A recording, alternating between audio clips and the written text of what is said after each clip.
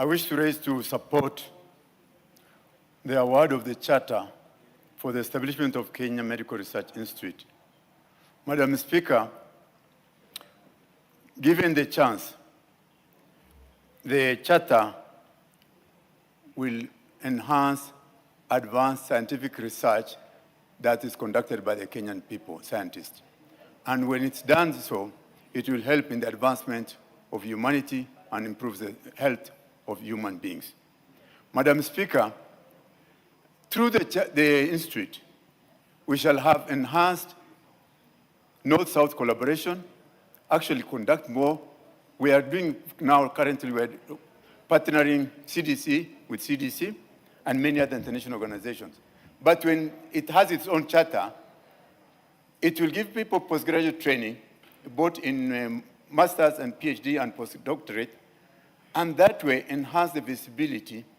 Currently, if you look at the Kenya, in Africa, University of Nairobi is number 950, around 950, and number one in Kenya. But if KEMRI does its own research and award its own degrees, and they conduct their research, it will increase the visibility of the institute. And it will attract other people from other parts of the world to come and struggle to fight, to compete with other scientists. And that way, we shall have helped the nation, we'll have helped the education, and it will actually increase competitiveness among the other training institutions. So with those few remarks, Madam Speaker, I support the award of the Charter to the KEMRI Institute. Very well. I cannot see Honorable Parashina. Is he in the house? Oh, you're seated on the other side. Thank you, Madam Speaker. Take 3 minutes. To be here. Thank you, Madam Speaker. I also stand to support the elevation of KEMRI to become an university. Madam Speaker, this is a strategic investment for future. Many countries in the world have been able to bridge the gap between research and training by establishing an university. Madam Speaker, as I stand to support, we need also to check the preparedness of future health pandemics. See, when we saw the issue of COVID that affected this country, it got our country not having an institution that can able to do research or having that to do research and training that forced us even to bring experts from outside. And Madam Speaker, as we are going to check on the condition or compliance of the Higher Commission of University Education, we need, Madam Speaker, to check on the issue of healthcare innovation. Healthcare innovation cannot be achieved if at all we are not able to do research and training together. So, Madam Speaker, I totally support the establishment or the elevation of KEMRI to a university. Thank you, Madam Speaker. Yeah. Sorry, mover, member, chair, vice chairperson, committee on delegated, kindly reply. Thank you, Honorable Speaker. I want to reply by thanking all the members for overwhelmingly supporting this motion. And we are hopeful that very soon this charter or this university will be a reality. And I can see the direction that this country is taking into promoting research. We are really headed to Singapore. A journey of 1,000 steps starts with one step. And I believe this is the right direction towards achieving. And Honorable Speaker, I beg to reply.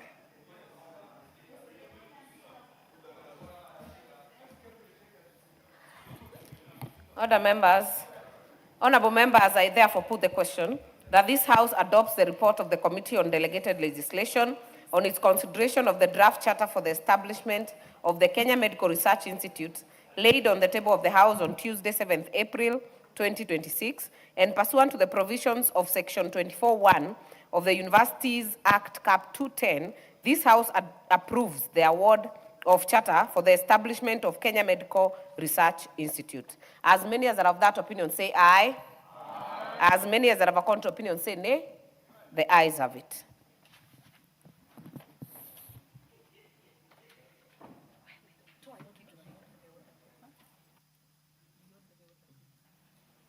Honorable members, we are going to reorder the order paper so that from here we proceed and deal with order number 12.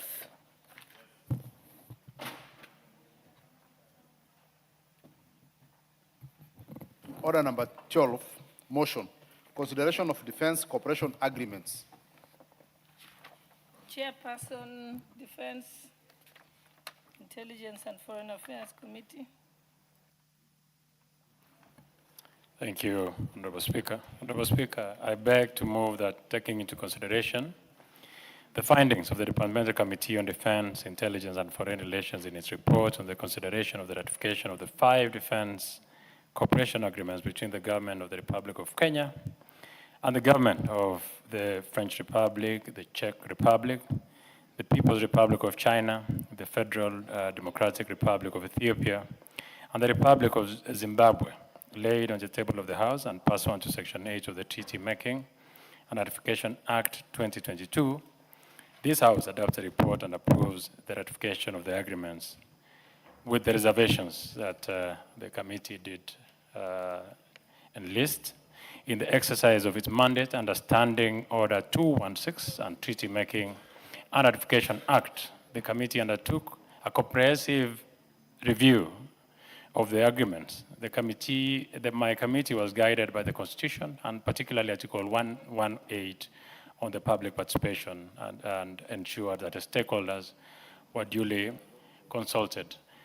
Honorable members, you will note that this is the first time ordinarily public participation on defense cooperation agreements are done, but this is the first time that we invited key stakeholders so that they become part and parcel of our report as a committee. To this end, the committee invited submissions and key institutions, including the Ministry of Defense, the State Department for Foreign Affairs, the State Department for Internal Security and National Administration, the Office of the Attorney General, the National Environment Management Authority, the Kenya Wildlife Service, the Kenya Revenue Authority, and the Kenya Law Reform Commission, and finally the Kenya National Commission on Human Rights. Honorable Speaker, globally, defense cooperation agreements have increasingly become the principal framework for formal military collaboration, encompassing a broad range of areas including training, intelligence sharing, research and development, joint exercises, and defense technology cooperation. Most significantly, these agreements are continually evolving to address emerging and complex security domains, such as cybersecurity, integrated intelligence systems, and maritime security, thereby aligning with the shifting dynamics and sophistication of contemporary global threats. Honorable Speaker, in this report, the committee made the following key observations on the agreements. Number one, on strategic value. The agreements collectively enhance Kenya's defense capabilities through partnership with technology and advanced regional significant states, thereby strengthening Kenya's role in regional and global security architecture. On scope of cooperation, all 5 agreements provide for cooperation with critical areas, including training, intelligence sharing, counterterrorism, peace support, operations, and defense and research development.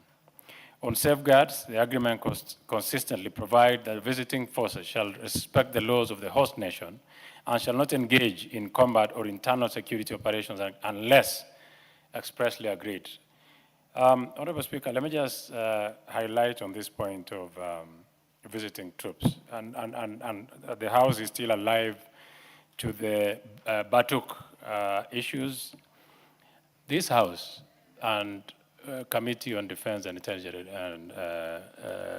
Committee, the reservations that we had on Batuk, particularly on the areas where visiting troops in terms of areas that we think sometimes as a society we are uncomfortable with, particularly on human rights abuses, and where reservations by the committee have been given. The Ministry of Defense further did not actually sign the Defense Cooperation Agreement with the UK. And as it is now, because of the reservations that this House gave, there is still a lot of talk behind the scene on how certain areas where Parliament considered were very prudent, addressed before we can actualize the DCA, can be considered.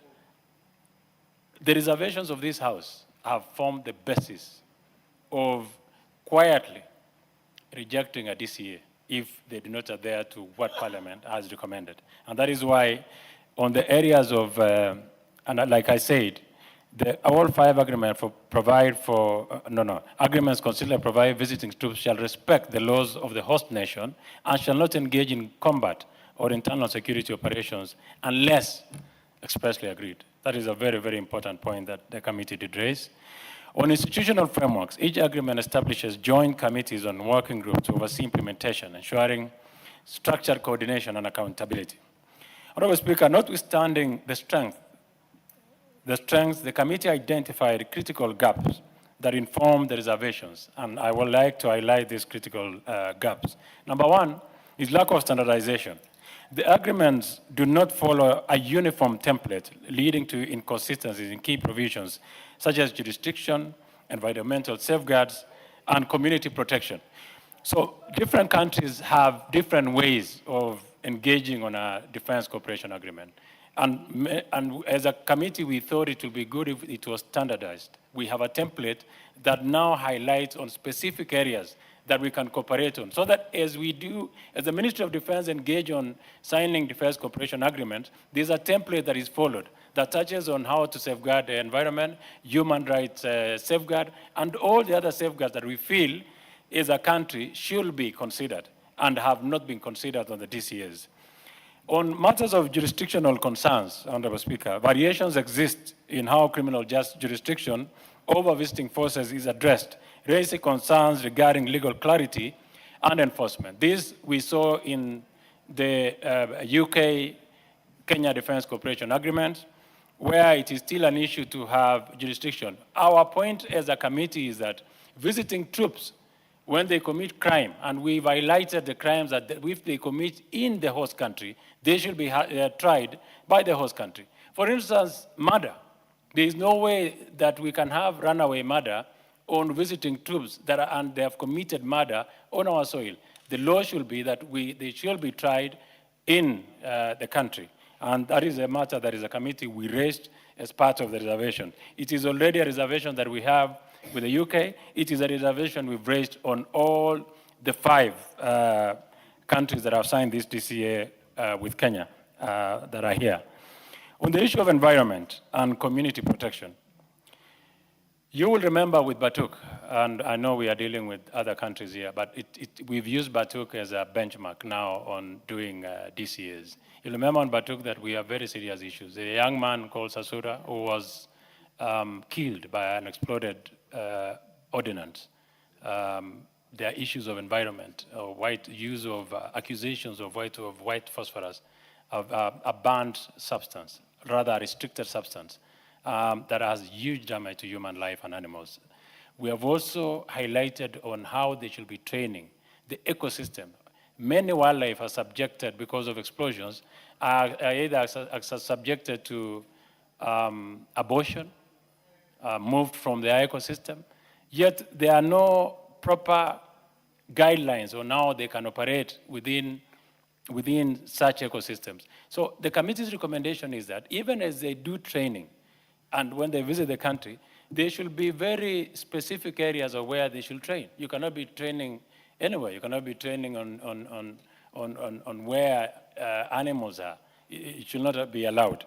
So on issues of environment, some agreements do not, we noted, adequately provide for protection of local communities and environmental safeguards during defense activities. Stakeholder consultation. Honorable Speaker, you will note that it is not a legal requirement that they consult Ministry of Defense, but the committee noted that for more structured and early agreement of relevant stakeholder negotiations of such agreements. Honorable Speaker, the most important factor emerging from this report is that while these defense cooperation agreements are strategically necessary and aligned with Kenya's national interests, they require stronger legal safeguards, standardization, and oversight mechanisms to fully protect Kenya's sovereignty and public interest. I would like to conclude, Honorable Speaker, and the committee then is satisfied. And just to point out that defense cooperation agreements are extremely important. Countries and the dynamism of our politics, our security as a globe keep changing. And I think having several defense cooperation with different countries just helps in making the world a better space. So in conclusion, the committee is satisfied the agreements will significantly strengthen Kenya's defense cooperation, enhance capacity building, and deepen regional security engagement. However, Honorable Speaker, in safeguarding national interests, the committee recommends that the House approves the ratification of the agreements, subject to the reservations outlined in this particular with regard to the need for, number one. So we have raised very serious reservations, but we have nonetheless said we approve with these reservations. Number one, standardized defense cooperation agreement framework to provide uniform template incorporating provisions aligned with the best interests of the Republic of Kenya and to prevent inconsistencies across different agreements. Number two, clearly defined jurisdiction provisions to eliminate ambiguity and ensure proper legal authority over personnel, operations, and any disputes arising under the agreement. Number three, robust environmental and community protection clauses to ensure that standardized agreements include mandatory provisions on environmental community protection and the designation of training areas, like I had mentioned earlier. We have to designate training areas so that training is not just anywhere, anyhow, and anytime. Enhanced stakeholder consultation mechanism to facilitate the involvement of key stakeholders at the pre-negotiation stage, thereby leveraging their expertise and promoting inclusivity and process. Honorable Speaker, we noticed that when we invited the different stakeholders, there's a lot of value, there's a lot of input from all these stakeholders that just makes DCA better. It is not a requirement, but I think going forward, we've requested that the Ministry of Defense should be engaging the stakeholders to have a perfect defense cooperation agreement with the countries that we sign our DCAs with. Honorable Speaker, I beg to move. I now want to respectfully invite the very able Honorable Wanjira Martha Wangari, a member for the Department Committee of Intelligence and Foreign Relations, to second this motion. Thank you very much, Honorable Speaker. Thank you, Madam Speaker, and thank you to our able chairman on that very eloquent moving of these different DCAs or Defense Cooperation Agreements between the Republic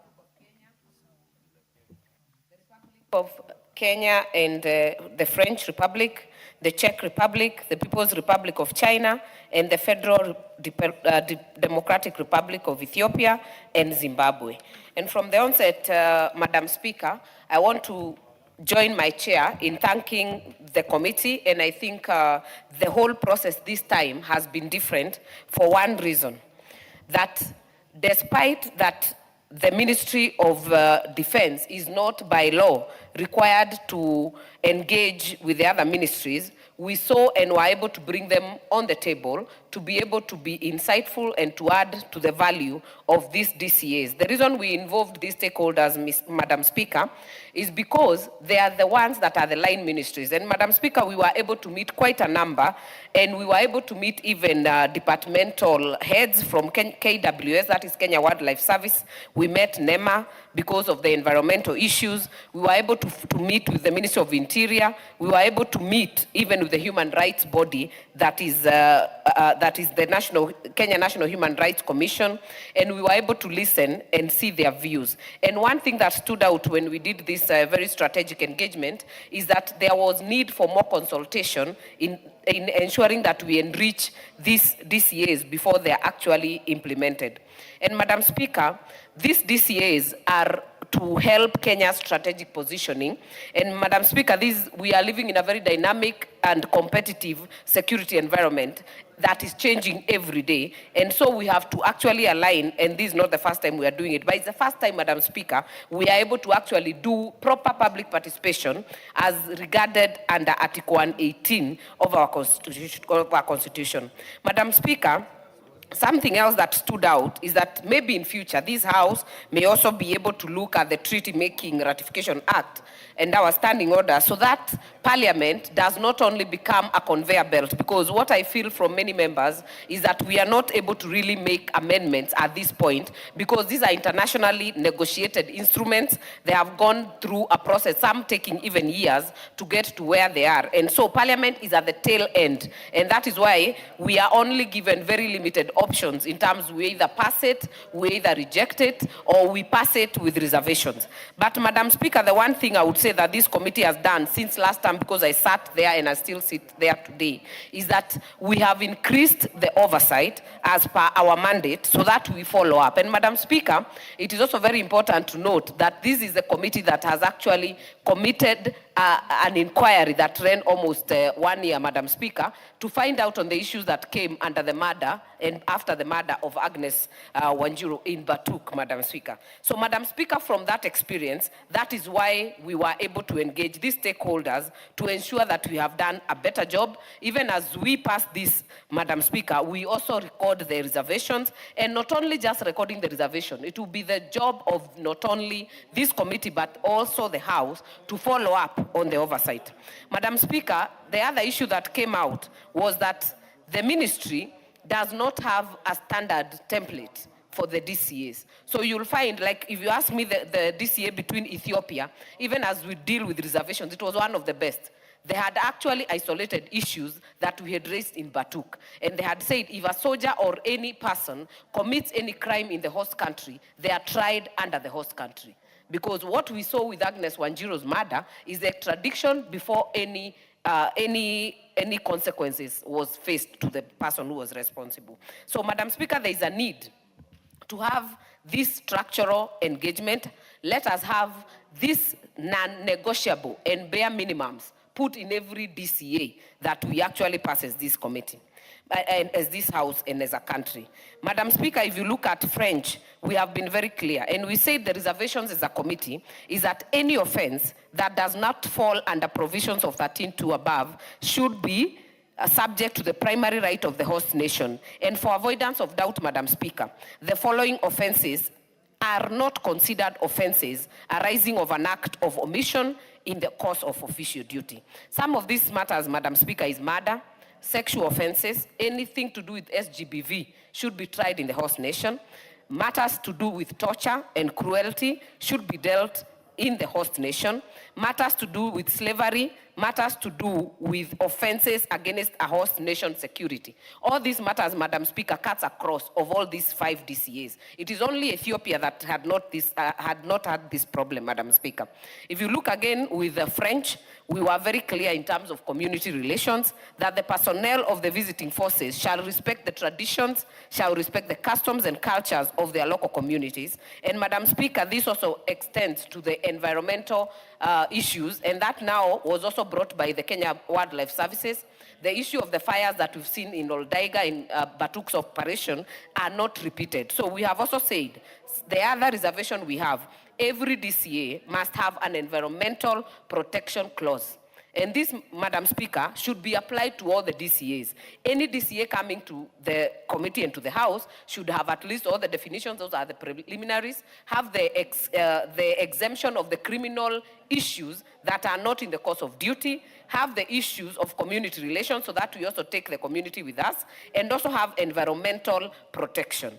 Madam Speaker, the other issue that we talked to, especially with the French, is the provision of training areas. As a committee, we felt it should be very clear that it must be gazetted to be the training area. And this, Madam Speaker, was also to provide that the host country can be able to do any inspection they wish at the time they wish to do. And that is why we said, even in Lord Laiga, in Laikipia, Madam Speaker, we should have had NEMA having access in case there are issues to be able to raise.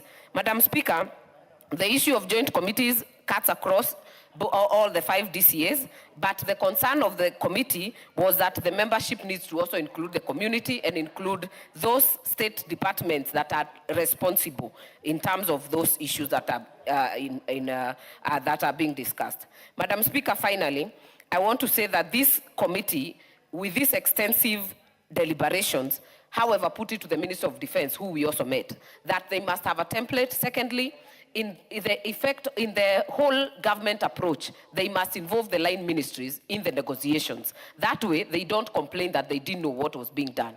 And if we do that, Madam Speaker, it will be neater, it will be tidier, and the oversight of this House will be even easier and be able to be accountable to the people of the country. I thank you, Madam Speaker, and I second.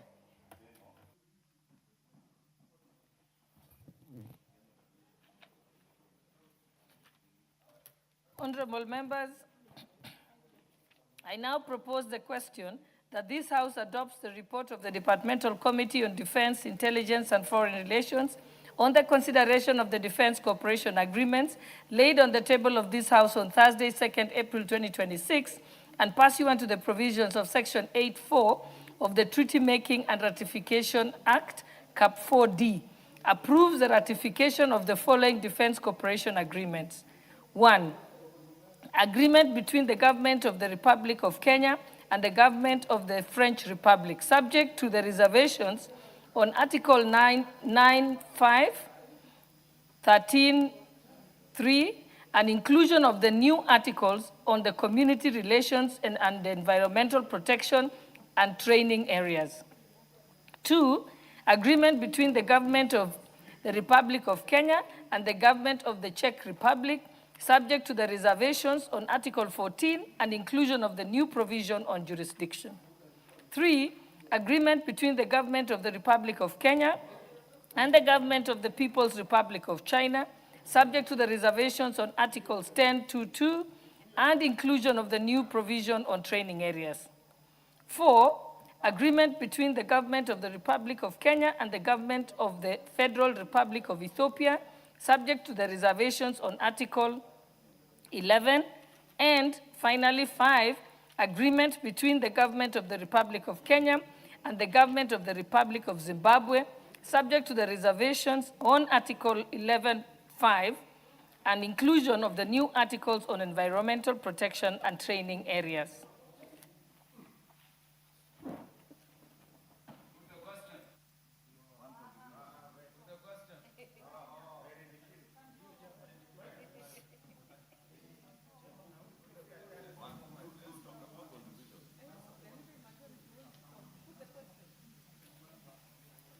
Majority Leader, you'd like to contribute? Thank you, Honorable Speaker. Honorable Speaker, allow me if I could just, in relation to what Honorable Rindikiri was asking, to ask you that we have all of us 3 minutes on this because it's a rather straightforward matter.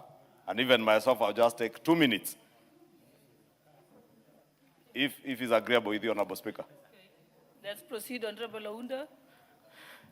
Honorable Speaker, mine is to support these defense agreements. Honorable Speaker, there are 5 very strategic defense agreements with the Czech Republic, China, Ethiopia, Zimbabwe, and the French Republic. Honorable Speaker, I say strategic because many of them are not just dealing with the normal training, the traditional training.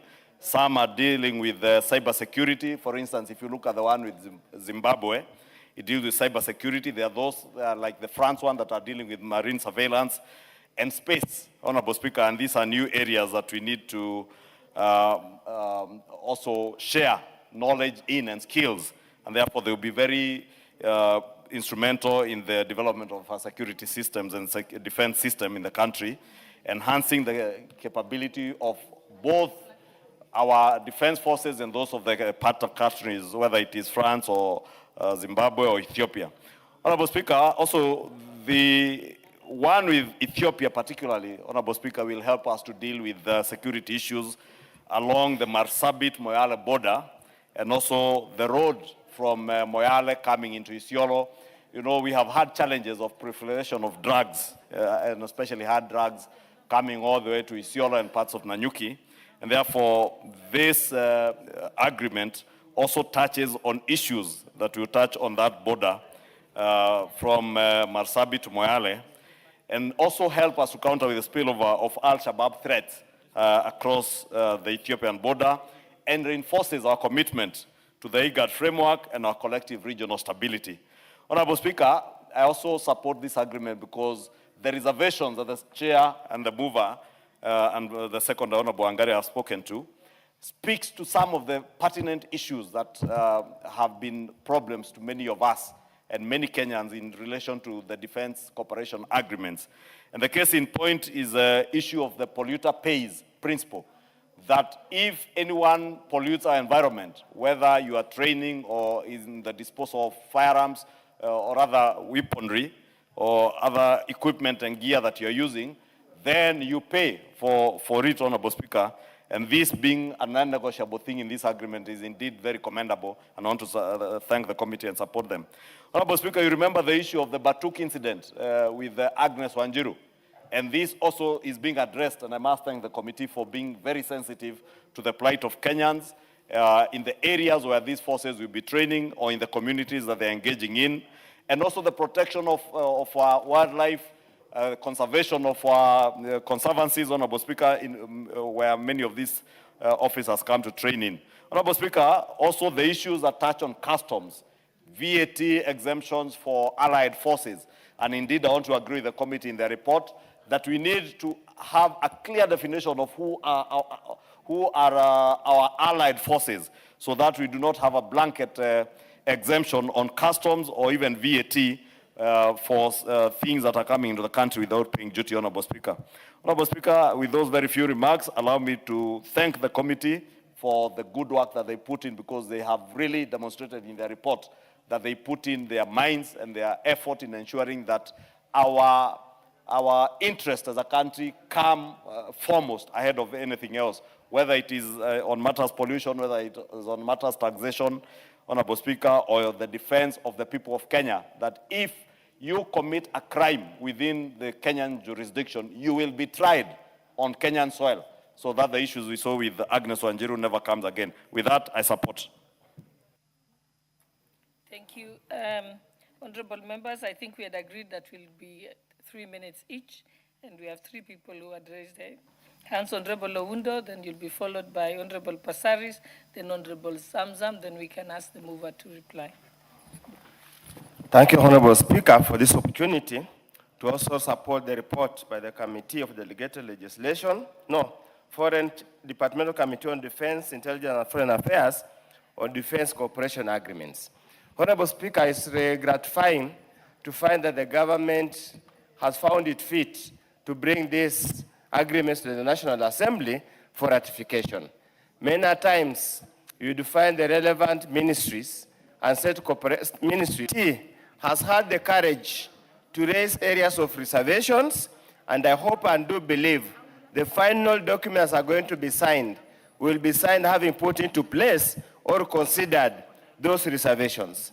Honorable Speaker, these defense cooperations are important, extremely important for purposes of security of the country and also for purposes of support in the event of any other kind of thing. But Honorable Speaker, we must always guard and put the interests of the people of Kenya as first priority and the interests of foreigners secondary to our interest.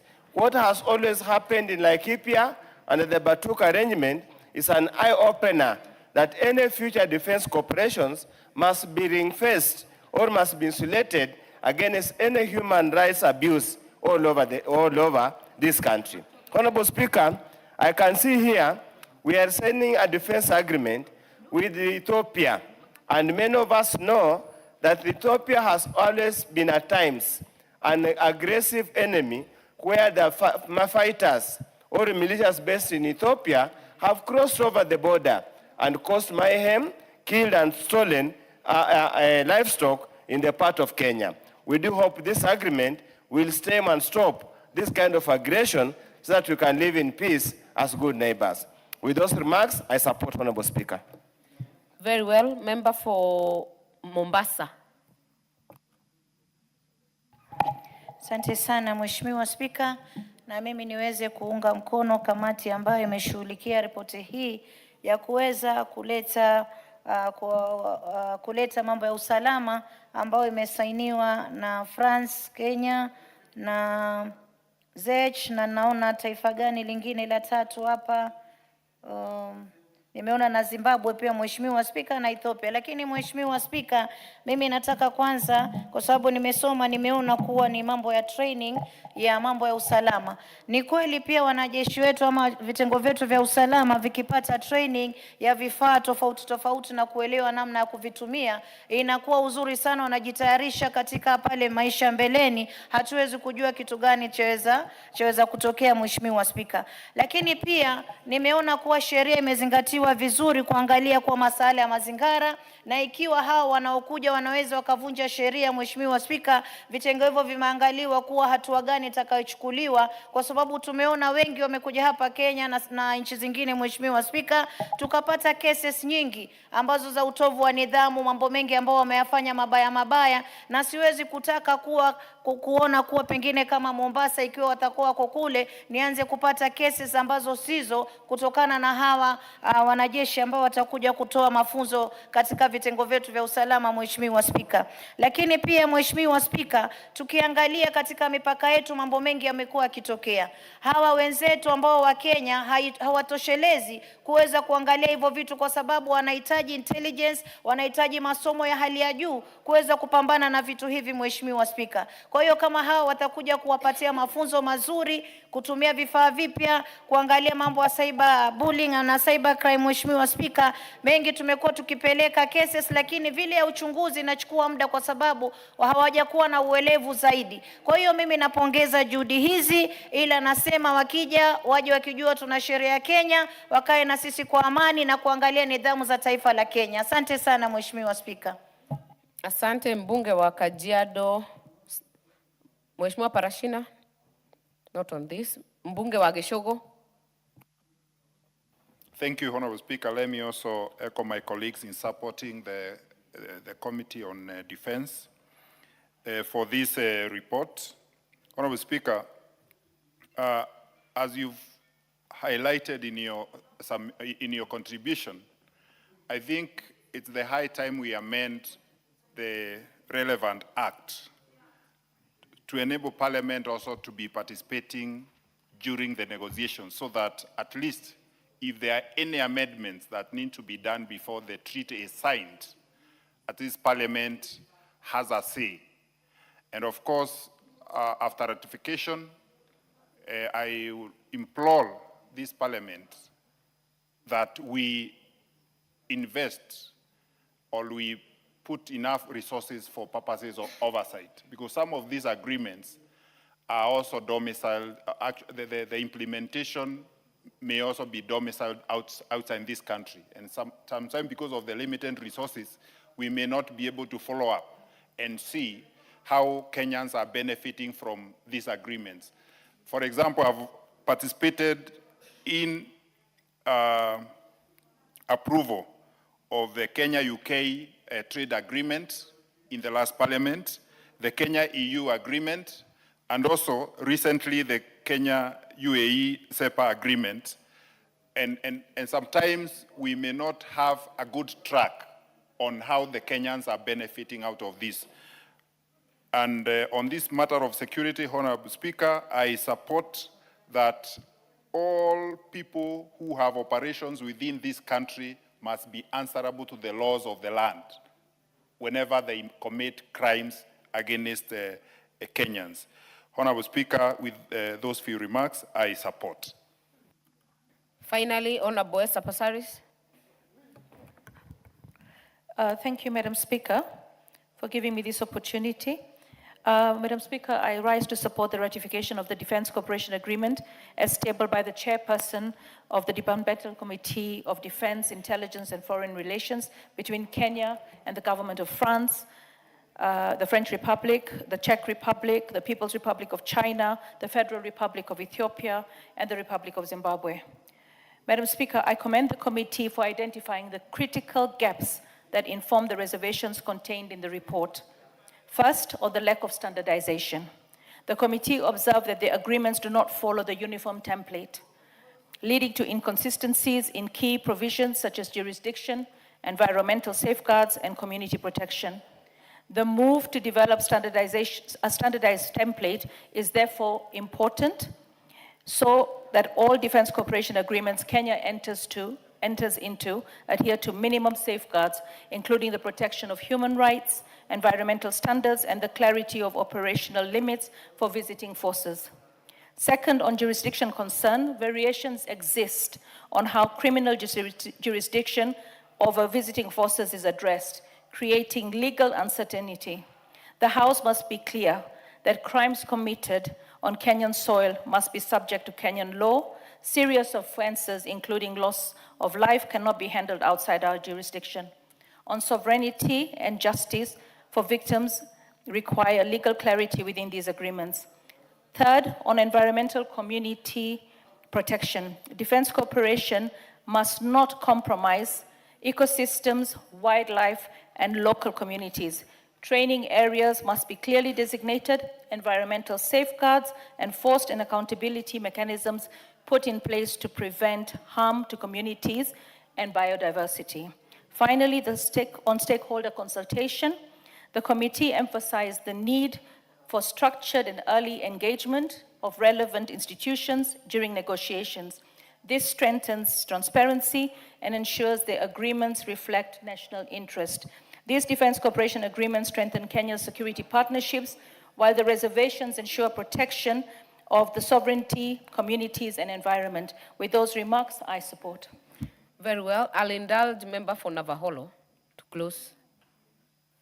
Thank you, Madam Speaker. Madam Speaker, allow me to first and foremost congratulate the chair and appreciate the input he has made, and also your own input, Honorable Chair, as a member of the committee. It's very encouraging, Honorable Speaker, when I saw you speaking, and it actually spoke to the reality. You, the chair, you have said the best based on the issues that happened in Batuk. Honorable Speaker, I happen to have been, in my earlier life, have traded with Batuk. And Honorable Speaker, going into the camp of Batuk was like actually getting a license or a permit or a visa to go to UK. Now with what you've done, Honorable Speaker, that at least the host country can indulge, can go into the military installation of a serving country, Honorable Speaker, is a good thing. But Honorable Speaker, what is very good that has come out is the issue of safeguarding the issue of culture. Such that, Honorable Speaker, these forces that are coming to train our people do not erode our culture, Honorable Speaker. They are not coming to influence what we are going through. Instead, Honorable Speaker, let them get concerned and do exactly the reasons as to why they have been assigned to do.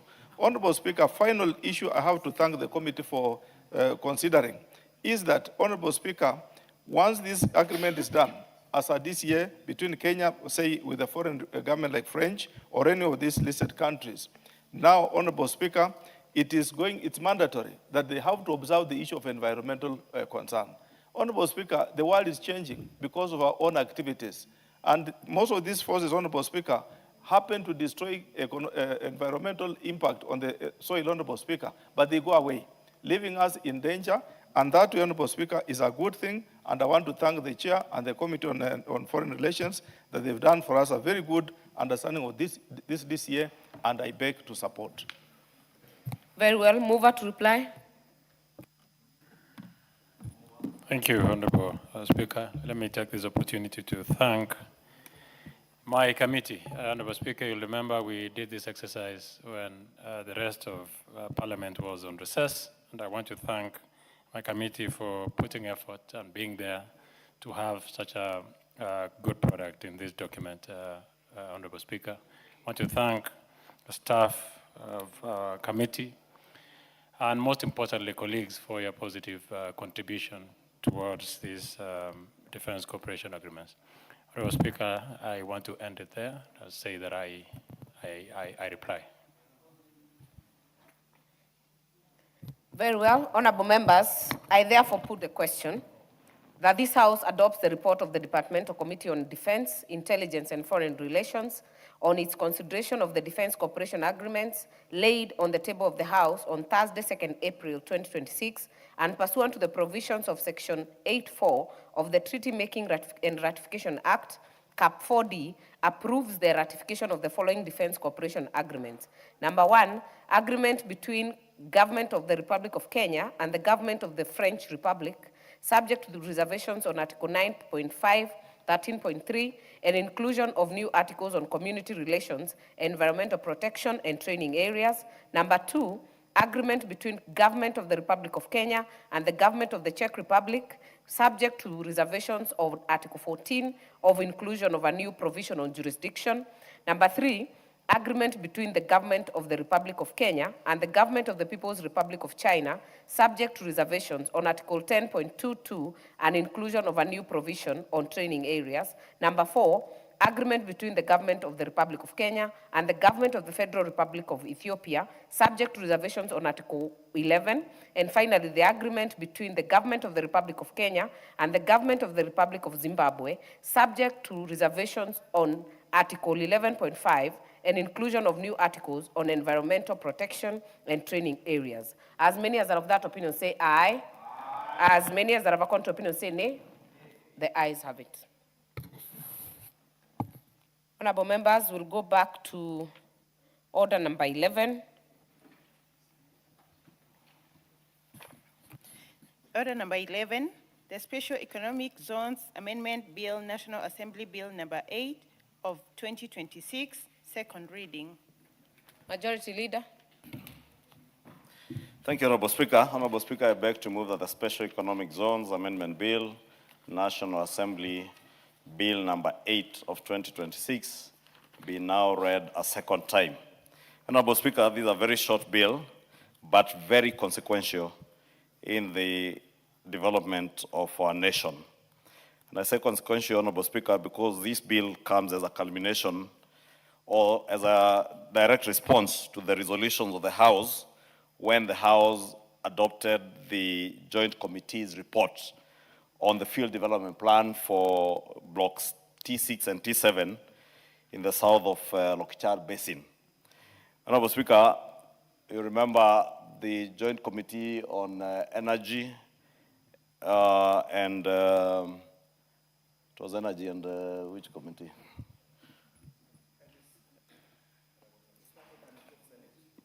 Yes, and privatization, the Public Debt and Privatization Committee and the Committee of Energy, led by the Honorable Gikaria and the Honorable Shurie, considered the field development plan for South Lokichar, and they tabled a very good and comprehensive report on the field development plan to enable the country of Kenya become an oil-producing country. Remember, we discovered oil in parts of Turkana County years ago under the President Mwai Kibaki regime. But there have been handicaps or hurdles towards the actual drilling and production of oil in this region to make Kenya an oil-producing country. Honorable Speaker, you can see the challenges that we have today with oil because we solely depend on oil that we are importing from the Gulf region.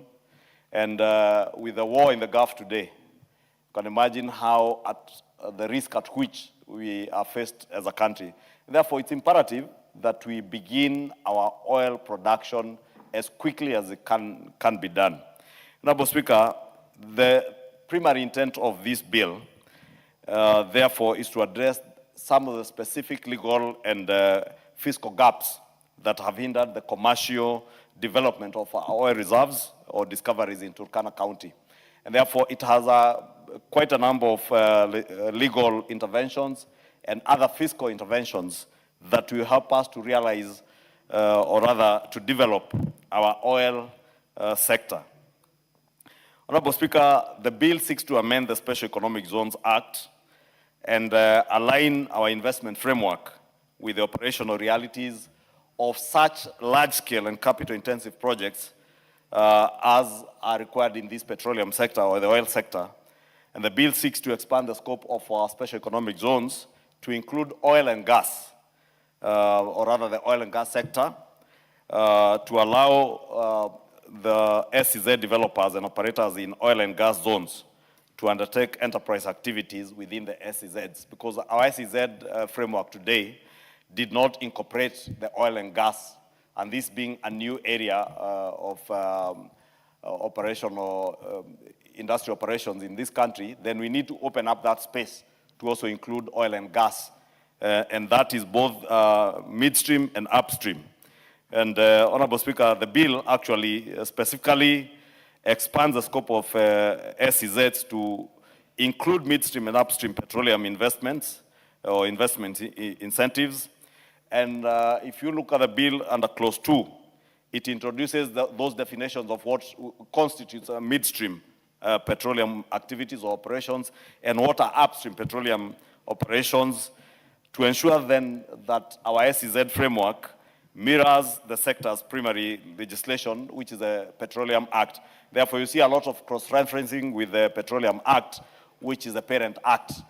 Honorable Speaker, if you look at Clause 3 of this bill again, it amends Section 4.6 of the Mother Act to add the two new zones, that is the midstream petroleum operations and the upstream petroleum operation zones, formally recognizing them as permissible SEZ designations. And therefore, whether you're operating in the midstream operations or the upstream operations, we are expanding the provisions of Section 4.6 or Section 4, subsection 6 of the Act to add these two zones as areas of designation as special economic zones. Again, the bill seeks to introduce a new subsection 5A that will provide for long-term investor certainty by mandating a minimum of a 10-year license duration for petroleum zone operators.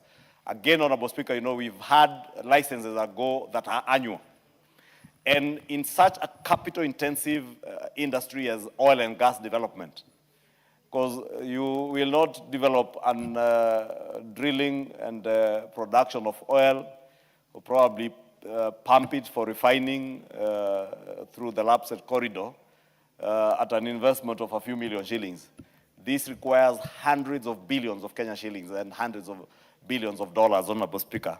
And therefore, you need to give investors that confidence that you can be able to recoup your investment, not in the short term, but even in the long term, because it's not an investment that you will recoup your investment capital in a year or two. And therefore, when you give annual licenses, then it creates that uncertainty among us investors. And we want the investors who are coming to operate in this sector to have that certainty that in the medium, long term, and even the immediate term or the short term, they can invest knowing that their investment for at least a period of 10 years, they are protected and they will enjoy the incentives under the special economic zones incentives that exist. And therefore, this new subsection 5A creates that certainty that whether you operate in the midstream or upstream, you have certainty that you have 10 years to be able to recoup your investment. Again, Honorable Speaker, there have been rigid requirements that a developer in an SEZ or an enterprise that is operating in the SEZ must be incorporated in Kenya. And again, the new amendments now, these are some of the legal amendments I was talking about, are opening up this space that you do not necessarily need to be incorporated in Kenya. That opens up this space to even foreign companies. Because we are a nation that prides itself that south of the Sahara, north of Limpopo, we are the most attractive destination for foreign direct investments. We cannot be if, again, we limit foreign investments, and we are telling you, simply because you are not incorporated in Kenya, then you cannot enjoy the incentives that pertain in the SEZ zones. And therefore, we are opening up because, again, this being a very capital-intensive area, investment area, as I said, we want to encourage as many foreign players to come in and invest in the oil and gas sector in our country, or the oil and gas industry in our country. And therefore, Honorable Speaker, the amendment seeks to allow international entities to participate through their registered branches. And therefore, removing that legal inconsistency by allowing foreign incorporated companies to qualify as SEZ developers without that pre-existing mandatory requirement of a separate local subsidiary, provided that foreign entity is registered in Kenya. You do not need to incorporate or to have a local subsidiary that is incorporated in Kenya. You can be a foreign entity, but just register in Kenya to carry on this business within an SEZ, and it will be allowable should this law come into place. Honorable Speaker, Honorable Speaker, I'm being reminded by the Vice Chair that this particular requirement actually conforms with the Companies Act, the amended Companies Act. You remember in the last Parliament, Honorable Speaker, you were with me in the last Parliament, we amended through the business laws, the Companies Act, and this also aligns with that amended Companies Act. Honorable Speaker, the other thing that is in this amendment to this SEZ law the fiscal incentives that I spoke about, or the fiscal gaps that have existed. Again, being a very capital-intensive industry, Honorable Speaker, you need incentives in income tax, you need incentives in VAT, and also in miscellaneous fees and levies under the SEZ Act, amendments to this Act, Honorable Speaker, to allow, for instance, oil drilling or the production of oil requires not just capital-intensive equipment, but also extremely heavy equipment that is even difficult to move on our roads. And therefore, for instance, you may need to move rigs, the drilling rigs. There are other rigs, I hear them calling work over rigs, the ones that come after the one that actually does the drilling, so that you move it from one well to another well, you need another work over a rig.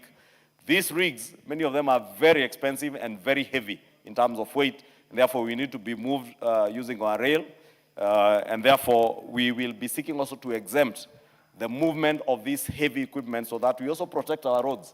We want to make sure that the roads, the low volume roads, for instance, that you have done in Turkana, if you were to move all this heavy equipment using our roads, Honorable Speaker, like the road that we have just done from Gong through my constituency to Suswa, the one that goes through Kimana, it is easier for someone who is carrying a rig from Mombasa. Probably one rig will require about 18 trucks to come through the southern bypass, go through Gong, and use that road that had been done as a low-volume seal. And they will destroy that road. But you can get that rig moved on SGR all the way to Suswa and disassemble it at the inland container depot at Suswa and move it now in broken down units and move it all the way to Lokichogio. With the investment that we're also doing with SGR all the way to Kisumu, Malaba, it is also possible now you can go and break down these things in Kisumu, take them through Eldoret, Kitale, all the way to Turkana. And therefore, we want to exempt them under the Miscellaneous Fees and Levies Act on things like the Railway Development Levy, that when you're moving that equipment, provided this equipment is moving to the SEZ towards developing our oil and gas sector in Turkana, then you'll be allowed those exemptions to move that equipment without paying the Railway Development Levy. Also, we seek to amend the VAT Act to extend zero rating to supplies made to SEZ developers and operators, not just enterprises. Because today, we allow enterprises that are operating under the SEZs to enjoy zero rating of their supplies, but we now want to include that to someone coming to develop that SEZ or operators, those who will be operating within this oil and gas sector, whether in midstream or upstream, as I said. Again, also on the Income Tax Act, Honorable Speaker, we want to remove the 10-year establishment cap on withholding tax exemptions for royalties and management fees paid to non-residents. Again, Honorable Speaker, as I say, this is a new sector or a new space for us as a country. I know the country has invested in the last 6 or so years, 7 years, in training a number of our young people in oil and gas. But we still have a gap, and a huge gap. And once we go to commercial production of this oil, Honorable Speaker, you need a lot of skills and experienced staff working in these areas. And therefore, you need to allow a bit of space, especially on income tax for people who are coming to work there. Royalties and management fees for the consultants probably who are working in this area in Turkana, but companies that are probably domiciled in the UK, US, or in the Gulf states, where they have, over the years, developed very good expertise and skills development in this area, even as we seek to do skills transfer. And I'm glad that the committee, even both the two joint committees and even the Committee on Trade, has recognized that aspect, that we need to do a lot of skills transfer, so that even as we bring in consultants and other expertise, we are also training our own young men and women in the country, and we are training them. And I hope that the committees will be able to follow through post-development of this area, that we actually have that very good skills transfer. Allow me, Honorable Speaker, as I conclude, to speak to the stakeholder engagement and the public participation that was done on this bill. And as I thank the Committee on Trade for the very intensive public participation that they carried out, very detailed engagements that they had with the stakeholders. They met with KEPSA, they met with the Kenya Association of Manufacturers, the Council of Governors, and many other stakeholders. And one of the things, Honorable Speaker, I noted that was sought was a universal extension. And many of the stakeholders wanted the 10-year license and tax packs extended to SEZs, all SEZ sectors, Honorable Speaker. And the committee, I note in their report, they rejected this with the argument that such a broad shift requires a separate sector-by-sector risk analysis to prevent land speculation. And I want to agree with the committee. It is indeed true that if you opened up these parks again to everybody in the SEZs, there are those who are not investing in very capital-intensive things. I have seen even a move, or there are stakeholders who appeared before the committee and sought to even include educational institutions. Honorable Speaker, to establish an educational institution within an SEZ, I only need 4 walls to build a classroom. Probably the most complicated thing to build is what we are doing with NGCDF laboratories. But they're not as capital intensive as having to buy a rig, a drilling rig that will cost you probably $10 million. And therefore, we cannot put them on the same pedestal. Therefore, I also know there are people who have pushed the narrative that, oh, even housing should be included. Some were saying that, the area where you are going to develop this field development plan, there is very little housing. And who told them the people of Turkana have no housing? People of Turkana have very good housing. And where there is no housing, the government is actually investing in affordable housing. And these are the new opportunities, Honorable Speaker. I remember the Honorable Undo, when we were debating in second reading the housing levy.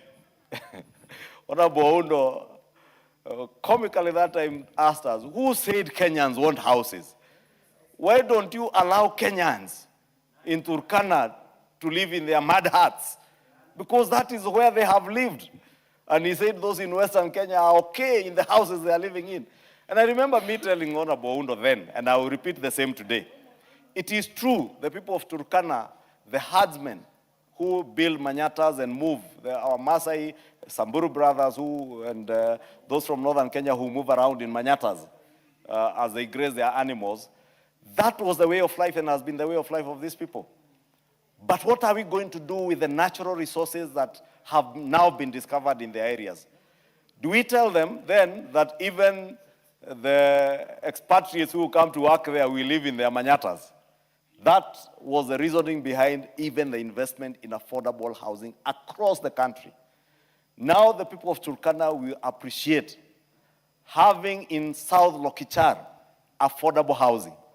And I want to encourage the people of Turkana, even if you do not hail from that region of South Lokichar, please, when the government of Kenya is doing affordable housing, buy that affordable housing and lease it or rent it out to the expatriates who will be coming to work there, or even engineers from Nairobi who will be working in South Lokichar Basin, but they have no houses and they have no farmland to build on.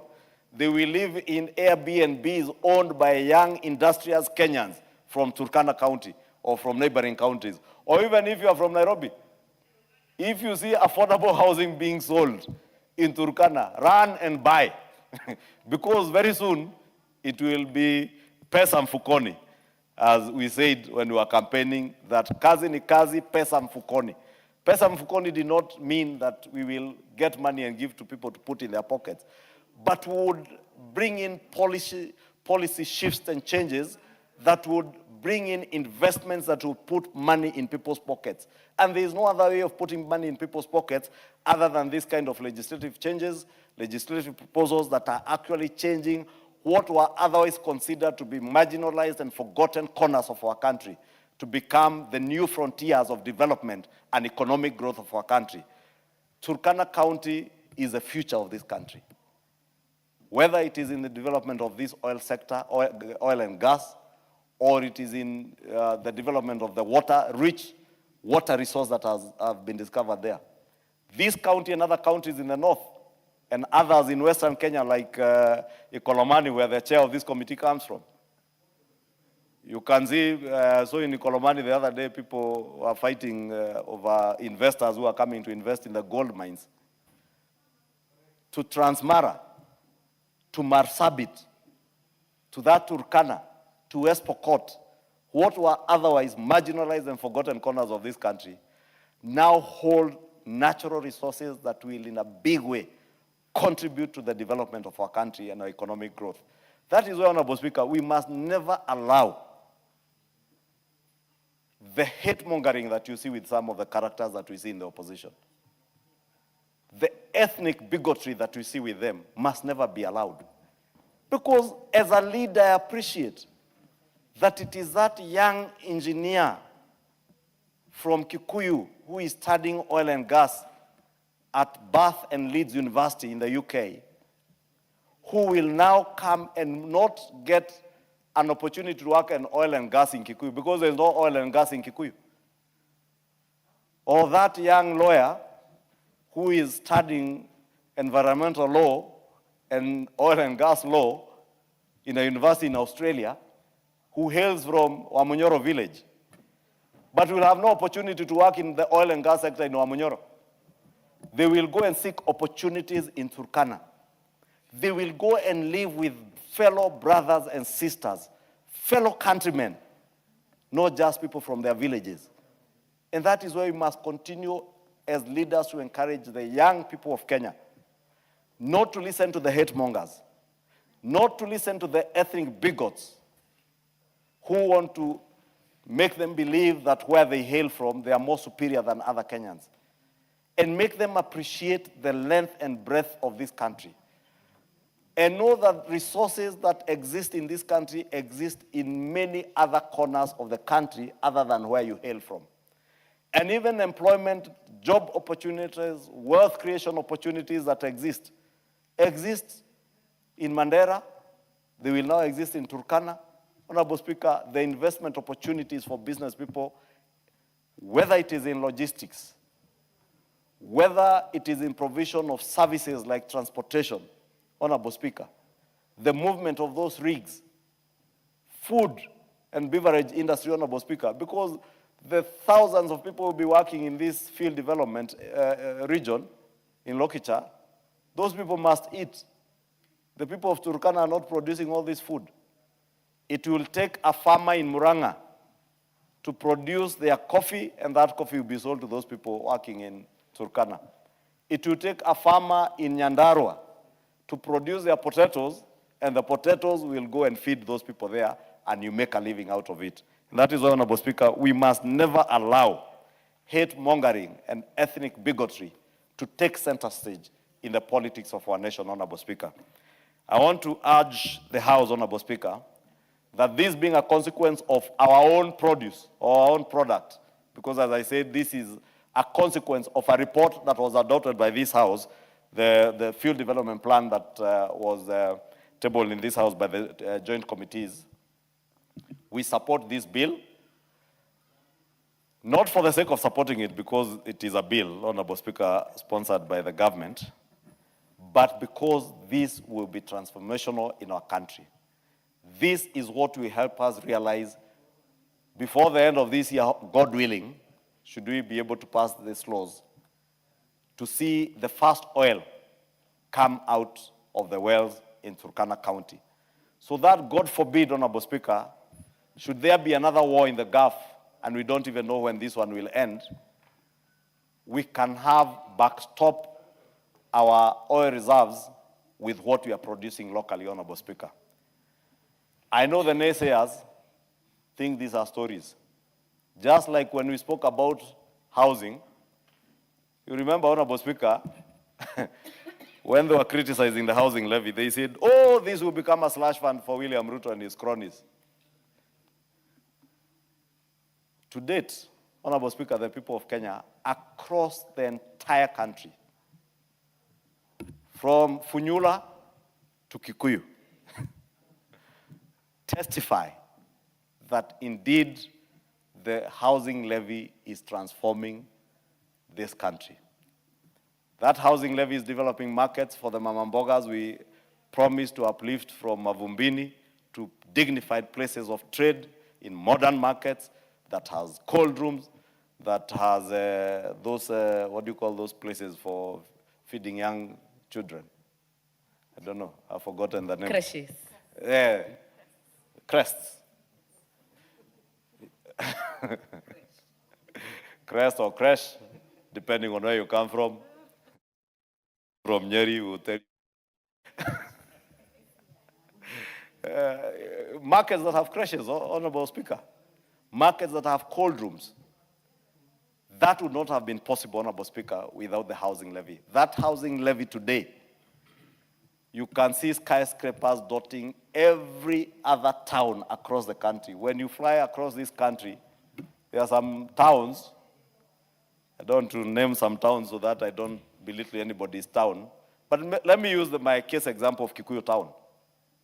Kikuyu Town, 2 years ago, the highest building was only 4 floors. Only one building in town existed with a lift. Today, we have blocks, 9, 11 floors, skyscrapers, and a new city is coming up at the affordable housing site. And I'm telling the people of Kikuyu, be patient. When we do the Muguga Agri-City, with almost 3,000 houses, almost 30 blocks, 9 to 11 floors, a new city will come up in that region. Because we do not have oil in Kikuyu or in Kiambu, our potential lies in our strategic positioning near the city of Nairobi, near an international airport. When farmers in Honorable Angwe's constituency produce avocados, we will have an agri-city in Kikuyu that will produce avocado oil, produce avocado puree for the export market and for local consumption, and create job opportunities for young men and women in Kikuyu. That is why earlier, Honorable Speaker, was telling that hate monger and ethnic bigot that we shall never allow anybody to come and interfere with the peace and tranquility in our town in Kikuyu. And I have said this afternoon, and let me repeat it. Rigathi can continue threatening everybody and anyone he desires, but he knows me. When he was deputy president, I told him, I will be the last man standing when you try and intimidate people. Let me tell him from his village, or from the funerals he's speaking from. Kimani Ishongwa, whether you mention my name 1 million times, whether you sell your propaganda 10 million times, I will be the last man to be intimidated, to be threatened, or to be cowed by an ethnic bigot and a hate monger. I must thank the president because the development we are seeing across the country is courtesy of focused leadership, Honorable Speaker. I listened to the President yesterday encourage young leaders in this country and telling young leaders not to be intimidated. I want to encourage you also, young leaders, like the member for Chepalungu. Do not be intimidated by anybody. Nobody will decide who will be elected or who will be re-elected. It is the people. And the people of Kenya are conscious of what they want. They want leaders who will transform their lives. Leaders who have impactful development programs and projects in their localities to be able to create job opportunities for their children, Honorable Speaker. Not people who just sell hatred and ethnic bigotry because you think by being an ethnic bigot, you will mobilize a whole community. You know, he's even taking communities for fools. And least of all, Honorable Speaker, where I come from, our community are not fools. That is why you see the community where I come from, Honorable Speaker, will listen to you quietly without reacting. When it comes to voting, they will vote in the right leaders. Those who carry their interests at heart, those who carry their aspirations, not those who speak to the gallery, imagining that they're exciting. And history is replete with political rejects who have spoken with a lot of bravado in our community, calling themselves heroes and heroines, and they end up in the political garbage bins. Even these ones, Honorable Speaker, watch this space. In conclusion, Honorable Speaker, you know, I was being told I am a young leader. Let me tell those who are referring to me as a young leader. How can a single-term MP refer to me as a young, ati kijana? You know, you refer to people who are the age of your children as kijana. If you were elected the other day, you found me in this house doing my second term. I am doing my third term, heading to my fourth term. Then you are referring me to as these young people.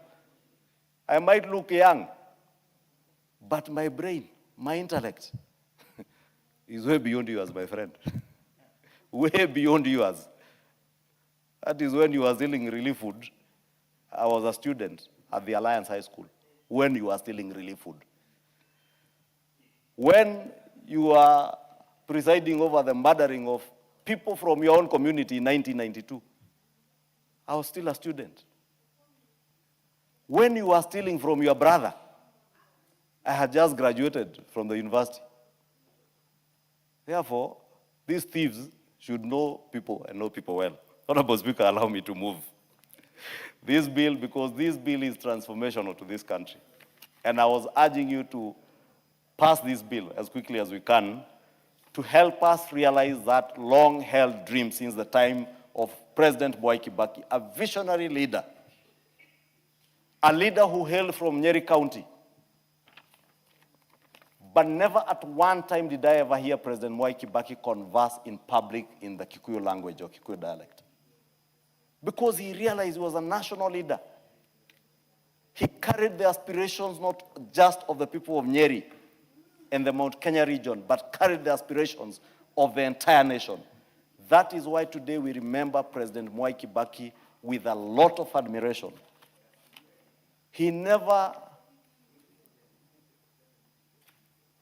showed any bravado or chest thumping as a leader of a community. First, who told you are a leader of a community if you can't even lead a family? If all you can do is steal from your family? When you are stealing from your own brothers, orphans, and widows, who told you you can lead a community?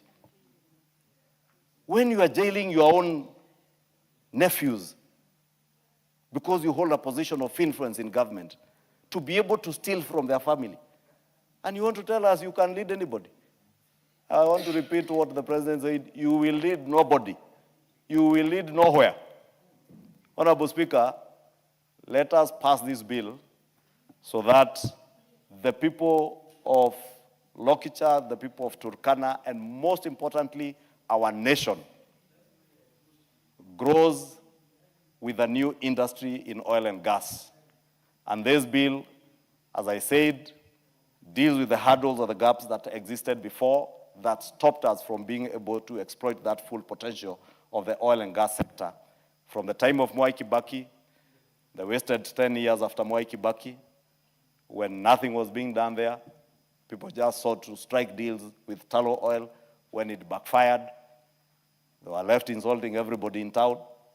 Now President William Ruto has made sure that we have investors. And I know there are those who take offense that they are also investors who come from this region. And I heard the other day, Honorable Speaker, when people attempted to bring in very expensive fuel. And I must say, Honorable Speaker, the fuel that was being brought in by One Petroleum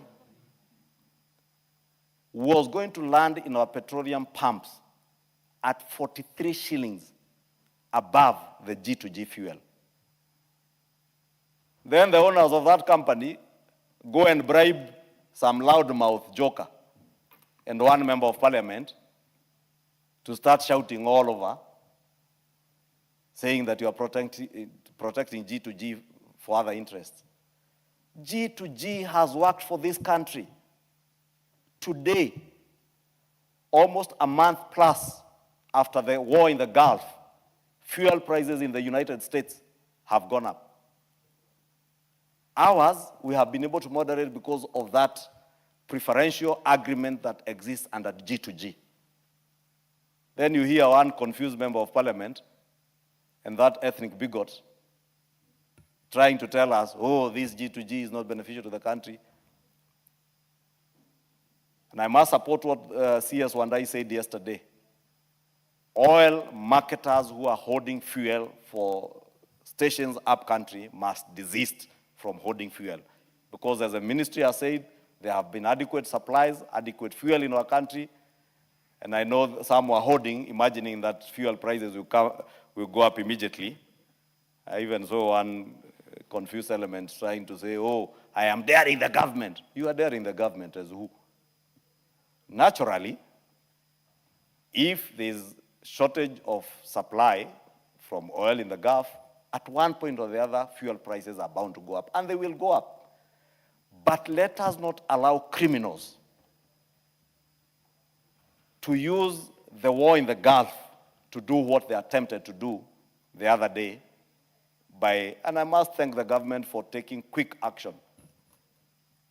Because had that not happened, Honorable Speaker, today, this week, would have been buying fuel that would have been expensive, even ahead of the IPRA review, because people have brought in very expensive fuel, Honorable Speaker. But to safeguard or mitigate that risk in the future, and we must be futuristic.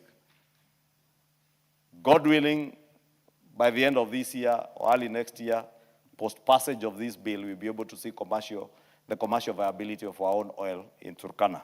I beg to move, Honorable Speaker, and I want to request the chair of the Trade Committee, the member for Ikolomani, where he also has very vast natural resources of gold. And I know he also is working on amendments in the Mining Act to ensure that the people of Ikolomani actually benefit from their gold. The Honorable Member for Ikolomani and Chair of Trade to second. Honorable Bernard Shinali. Thank you, Honorable Speaker. Leader of Majority Party has presented very well. He has walked us through the bill and the report. Honorable Speaker, let me just add a few as I second.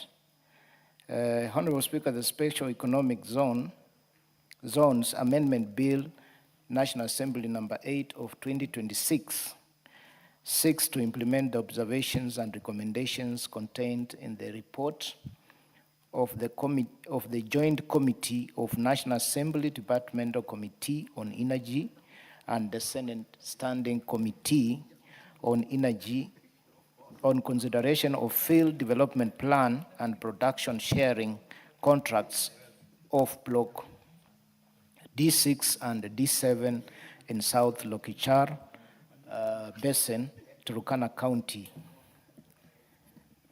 Honorable Speaker, the report made proposals on the need to extend the ambit of special economic zones, legal and regulatory regime to midstream and upstream petroleum operations and extend fiscal incentives and concessions to investors in midstream and upstream petroleum operations.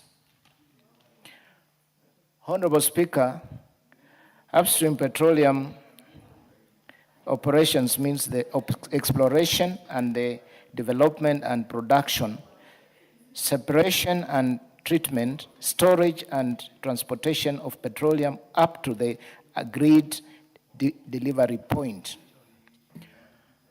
Honorable Speaker, midstream petroleum operations means all or any of the operations related to petroleum transportation, storage, refining operations, or natural gas processing operation that related to multiple development areas, including operations for the liquefactions of natural gas. This covers pipeline storage tanks and primary separation facilities. Honorable Speaker, there are so many challenges which face petroleum companies in the upstream and midstream operations. The core operation challenges that has held back the Lokichar Basin development in infrastructure, specifically the absence of pipeline to move crude oil from Turkana to the export point. The Lokichar crude oil is waxy and solidifies at ambient temperatures, requiring the pipeline or tankers transporting it to be heated and heavily insulated to remain fluid during the journey. The capital cost of construction of a pipeline from Lamu to Lokichar has been estimated at around Kenya shillings 113 to 121 billion. Financing a project of this scale requires fungible offtake agreements, stable physical terms, government guarantees, and regulatory frameworks that gives lenders confidence over project's life. Honorable Speaker, on the physical side, petroleum companies have consistently raised concerns about the cost recovery and profit sharing terms under the production sharing contracts, which were negotiated when oil prices and development costs assumptions were different. The tax and royalty regime applicable to upstream petroleum under the Income Tax Act and Petroleum Act has been subject of ongoing negotiations between the government and contractors. Companies have argued that the overall government take combining royalties, corporation tax, profit petroleum sharing, and other levies makes marginal fields economically unviable at realistic oil prices. On the regulatory side, the multiplicity of agencies with overlapping jurisdictions over petroleum operation has been persistent complaint. The Petroleum Act brought some rationalization, but companies still navigate EFRA, NEMA, county governments with the land jurisdictions, the National Land Commission, and the national government simultaneously. Each approval requirements that to do not run on coordinated, each has approvals requirements that do not run coordinated timelines. The absence of special economic zone framework for petroleum has meant that companies cannot access the fiscal incentives in terms of duty exemption on capital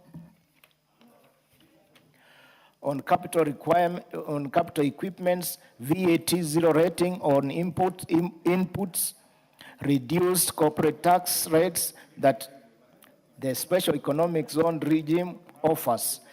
Every piece of drilling equipment, every tanker, every pumping unit imported for the Lokichar development has been subject to standard import duty treatment.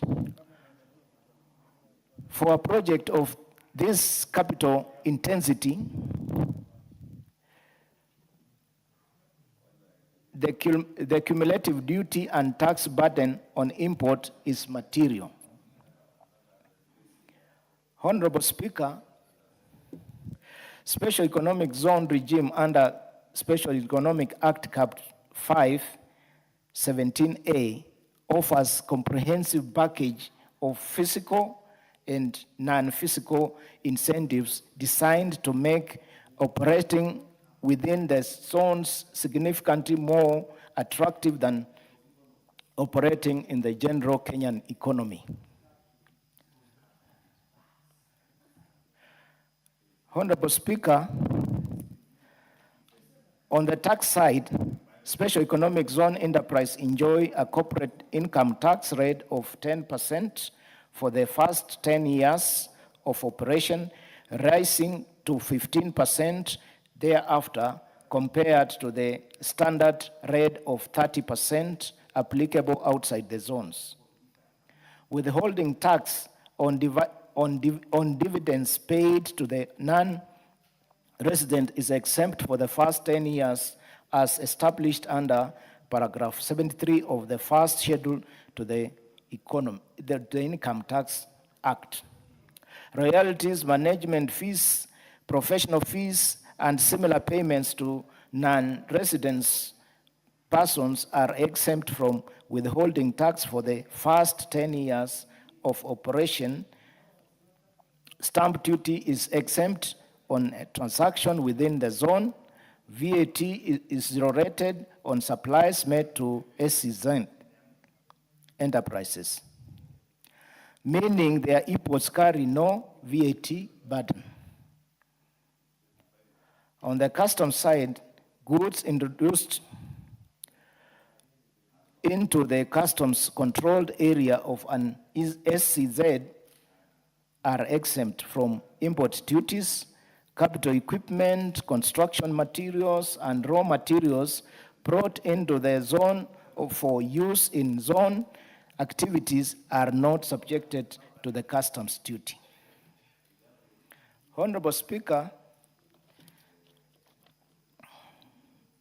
on the historical context of the non-inclusion of petroleum operations in the SCZ, you would wonder why now, Honorable Speaker.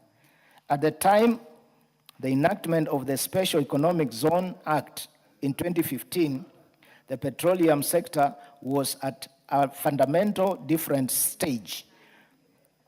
The first major oil discovery in the South Lokichar Basin had been made by tallow oil from 2012.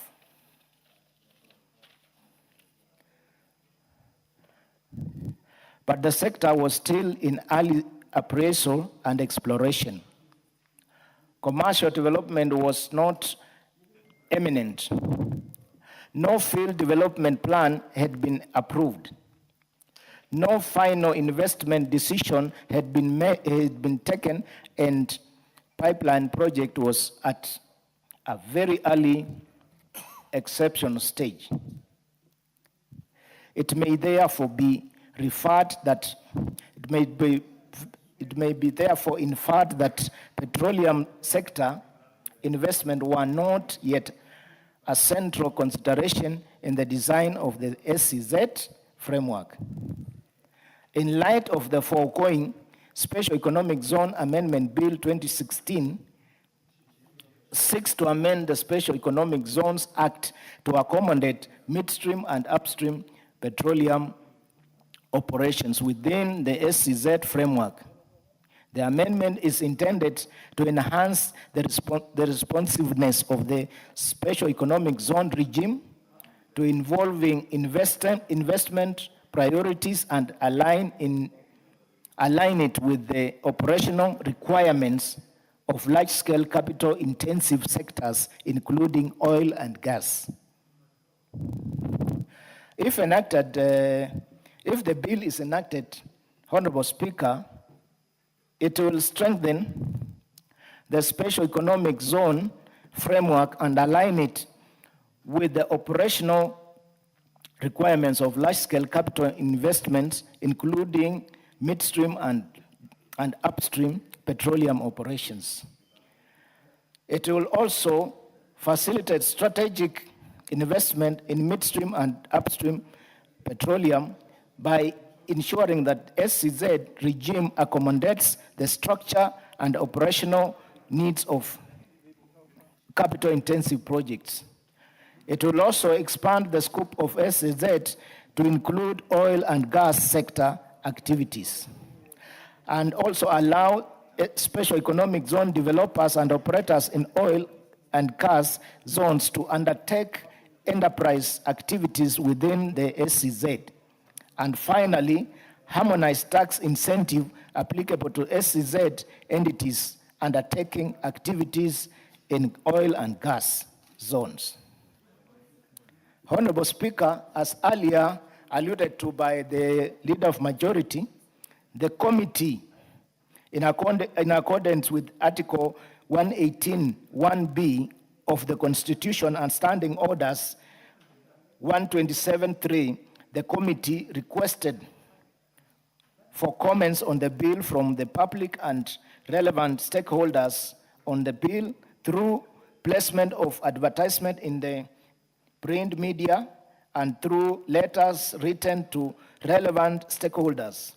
The committee received memoranda and 28 stakeholders, with 16 stakeholders appearing before the committee during stakeholder engagement meetings.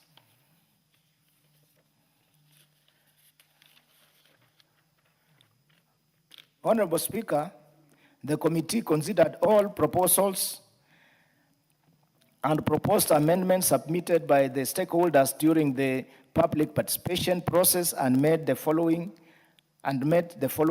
observation, which apply uniformly to all proposed amendments. Majority of the proposed amendments sought to reform the broader SCZ program, extend incentive to sectors not contemplated by the bill, introduce local content frameworks, address medium, small, and micro, small, and medium enterprises participation, create new zone types and related to petroleum, and resolve structural issues that predate and are independent of the Lokichar Basin development objectives. Honorable Speaker, Standing Order number 133(5) prohibits amendments that go beyond the object matter of the bill or expand it unreasonably. The proposal fall outside the bill's defined scope, and their incorporation would constitute an unreasonable expansion contrary to Standing Orders 133(5). Honorable Speaker. Honorable Speaker, in considering the committee's observation,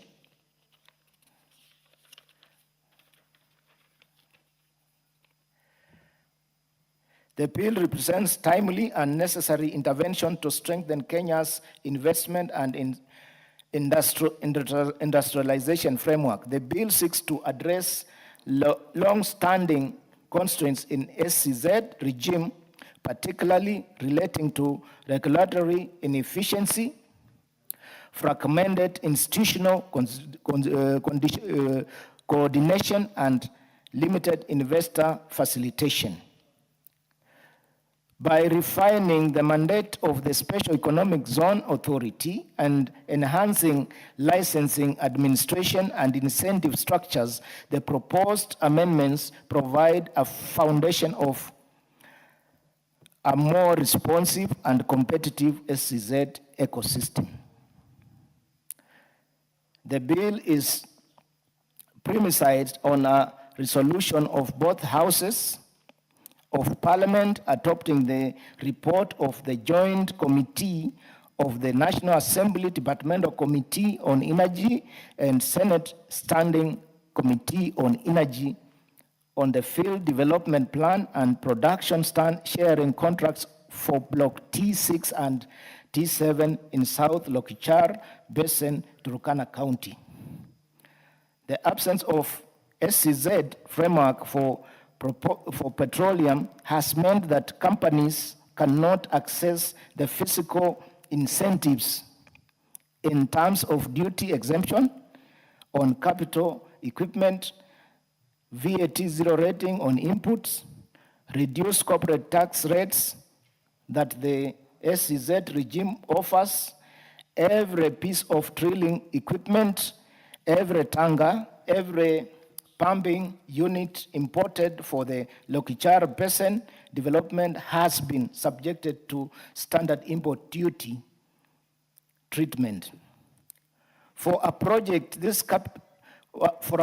of this capital intensity, the cumulative duty tax burden on imports is material. Competitors in other jurisdictions have benefited from more tailored fiscal incentive frameworks for their petroleum sector.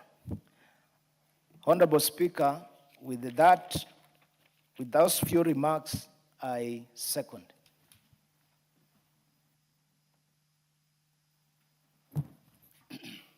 Members, I propose the question. The Special Economic Zones Amendment Bill, National Assembly Bill number 8 of 2026, be now read a second time.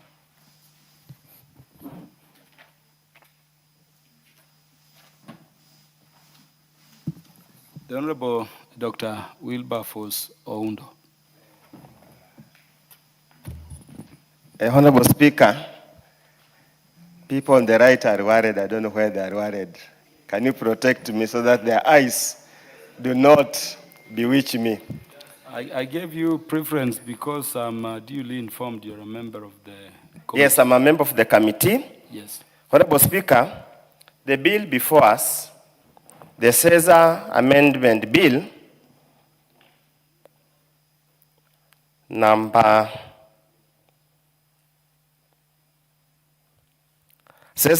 Special Zone Economic Zone Amendment Bill of 2026, as the majority leader and the chair of the committee has said, is essentially a bill tailor-made to address the recommendations of the report of the Joint Committee of the National Assembly Departmental Committee on Energy and the Senate Standing Committee on Energy on consideration of the Field Development Plan and Production Contracts for Block T6 and T7 in South Lokichar Basin, Turkana. Honorable Speaker, among the recommendations made in that report was to extend the application of the incentives, legal and regulatory framework of the special economic zones to upstream and midstream petroleum operations. So essentially, Honorable Speaker, this bill is like you can go to a tailor, they specifically fit you, to suit you, specifically for you, not for anybody else. Honorable Speaker, this is in pursuant of the production sharing contract between the government of Kenya and Gulf Energy, EPBV, that was signed on 24th November 2025. And one of the requirements in that clause, one of the clauses in the agreement is new clause 32A, which required the government of Kenya exempts the operator, not the operations, but the operator exempted from VAT, railway development levy, import declaration levy, withholding tax on services, and interest on loan. Honorable Speaker, that was signed on 24th November 2025, and instructively, Honorable Speaker, the bill then thereafter followed the joint committee. You remember before we went for the recess, the framework was presented here, the development plan was presented here, and the bill was now published on 26 February 2026. The speed at which this syllabus is moving is typical of matters that have got self-interest in this country. Honorable Speaker, and I want to clarify a point the majority leader has raised, which is misleading, completely misleading, and probably could amount to misinformation. Clause 27(6) of the contract requires that all crude oil products shall be lifted by the contractor for marketing by the contractor elsewhere. Crude oil. So, Honorable Speaker, this idea that this process, that these incentives that we are providing will serve us some kind of strategic reserve is misleading and it's not correct, it's false. So we need to put it very clear. I want the people of Kenya to know that whatever we are extracting, the crude oil extracting from Lokchar is going to be exported outside the country, refined, and the refinery actually is going to be sold as crude oil to any bidder, any refinery anywhere in the world. Who will refine it can come to sell it in Kenya or can go to sell it elsewhere. Honorable Speaker, that's one of the first things people must know. Secondly, Honorable Speaker, the incentives we are providing. Honorable Undo, under which clause is that? I hope you have the production sharing contract. It's not the bill. I'm just giving the background. No, we are looking at the bill. Yes, the bill is arising out of the recommendation of the report of the joint committee. So if you pick the report, are you proposing there are some amendments you'll be bringing to the bill? Yes, that's what I'm getting. I'm building the case, Honorable Speaker. Honorable Speaker, the incentives being given in international parlance are called tax expenditures, where a country forgoes revenue, tax revenue, hoping they will get revenue, they will get some other incentives. For example, employment, cheaper prices of a particular product, and the kind of thing. Honorable Speaker, the tax revenue lost, Honorable Speaker, the tax revenue is going to be lost based on the report by the National Treasury. Order, Honorable Undo. The Honorable Parashina Sakimba, what is out of order? Thank you, Mr. Speaker. I stand under Standing Order 91, whereby a member should give factual or responsibility on the statement that is giving out. Mr. Speaker, we are talking about the bill. We are not talking about the production sharing formula. Because what we want to insulate is that the bill is totally directed towards Gulf Energy and the BVV, which is very wrong. So I tell kindly, Mr. Speaker, direct that when we are contributing towards this bill, we be specific to the bill, but we don't put the country to insulate that we are doing this bill for purposes to serve the interests of Gulf. This bill can serve another upstream contractor. So we are not going to mention and referring to something that was done between the joint committee. That one is not a bill. It was just a suggestion that came to this house. You made your point, and Honorable Undo is guided. Honorable Undo, you've noted I raised the concern about the clause of the bill you're referring to. Yes, Honorable Speaker. If you're making statements, they should relate to some clause yes, of the yes, bill Honorable in Speaker. terms of how we can make the bill better. Honorable Speaker, looking at even the objectives of the bill, memorandum of objects and reasons of the bill, this is what it reads. Framework in order to strengthen special economic zones, framework and align it with the operations requirements of large-scale capital investment, including investments in midstream and upstream petroleum operations. We only have one ongoing at the moment, so this is a trigger. Whatever will come later will benefit from this. This is the trigger. There's no other trigger. If we didn't have this, we would not be talking about this bill. These amendments would not have come at all. That's what I want Kenyans to understand. It's as simple as that. No other issues. Honorable Speaker, yes, according to the recommendation, the analysis by Treasury, Kenya is going to lose 46.8 billion in this project. This particular project, Block T6 and T7. And by their own admission, they were unable to tell how much of the 85% revenue sharing Kenya will get because they say they do not know what's underground there. Period. Period. You see, I attended the public participation, I read the report. And facts are even the report, even the committee report makes those observations. So, Honorable Speaker, it is good to make laws to address a specific emerging issue, but laws must be made in posterity. Laws must be made. Honorable Undo. No, just a minute.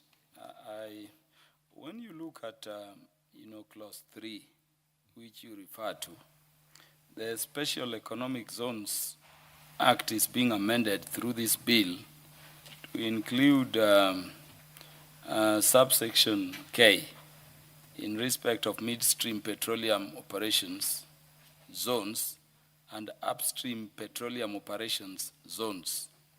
The concern I had being raised is that this is not specific to any individual, company, whether Gulfstream or otherwise, but is to expand the purview of the bill to cover, these matters. How do you tie it to a single issue? Honorable Speaker, Honorable Speaker, if God gives you a child, and the child has got disabilities, and you buy any equipment or any gadget for the purpose of aiding the child to live, what does it tell you? Are those gadgets you hope to get another child of disability? Let's be very factual and honest. So, Honorable Speaker, allow me, then I've given the background. This was very important for the nation to understand. Allow me, Honorable Speaker, to speak to the bill. Honorable Undo, I know you want to speak to the bill, but the Vice Chair of the committee is on a point of order. What is out of order? Thank you, Honorable Speaker. There is a point that Honorable Undo has raised that says that the country stands to lose 46 billion. I want to clarify to the House that the committee had a session with KRA, and Kenya Revenue Authority says there is no loss of 46 billion because the extraction of the oil will have revenue that will come into the country, and at that point he could not quantify until the oil is actually extracted and they are able to give the quantity in terms of revenue that the country will benefit vis-a-vis the expenses that are going to be, that would be waived. Thank you, Speaker. Yeah, Honorable Undo, proceed. Honorable Speaker, I can substantiate. And let's go on record, Honorable Speaker, I want to be a ruling. I will pick the joint report, and she can also pick her report. Let the House be the judge who is telling the truth, who is lying to Kenyans, and who is being truthful to the people of Kenya. The Honorable Undo, in every bill we have a statement in terms of the financial implications. And in respect of this bill, having gone through parliamentary processes, it says the enactment of this bill shall not occasion additional expenditure of public funds. And of course, the other issues there. Are you saying the reality is to the contrary? It's to the contrary, and I can table the report that was tabled here. I can extract the report that was tabled here, debated and approved by this House. I can pick it and submit it on Tuesday when the House sits. I will not require you to substantiate at this stage. You are in general debate. Please proceed. So, Honorable Speaker, the bill generally provides a definition of upstream and downstream. The bill provides license period, minimum license period for 10 years, specifically for this particular sector. Honorable Speaker, when we met most of the stakeholders, and I do believe public participation is not an exercise in futility. It was there so that we can listen to the public. They were very clear that only restraining this to petroleum upstream and midstream petroleum operation is discriminatory, is unfair. why can't you then, the minister or the cabinet secretary, come up with regulations and define what can constitute industrial schemes that can as well benefit from this new arrangement that can also have got heavy investment as we are talking about. Those were the challenges. Honorable Speaker, another anomaly in the bill, which we really need to be very clear, was to allow a special economic intending to allow them to do what we call enterprise. And we have had a discussion with Majority Leader, and we have agreed we must amend that kind of incentive because it's going to be abused. If we leave it as it is, a petrol station operator, a petrol depot belonging to ordinary resellers are going to start benefiting from the same incentives. So those are an amendment we have agreed, and we will conclude. With those few remarks, Honorable Speaker, I support.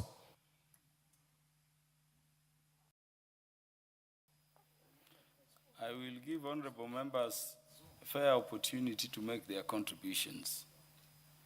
I note the Vice Chair is very keen, but I want to give Honorable Emmanuel Wangwe.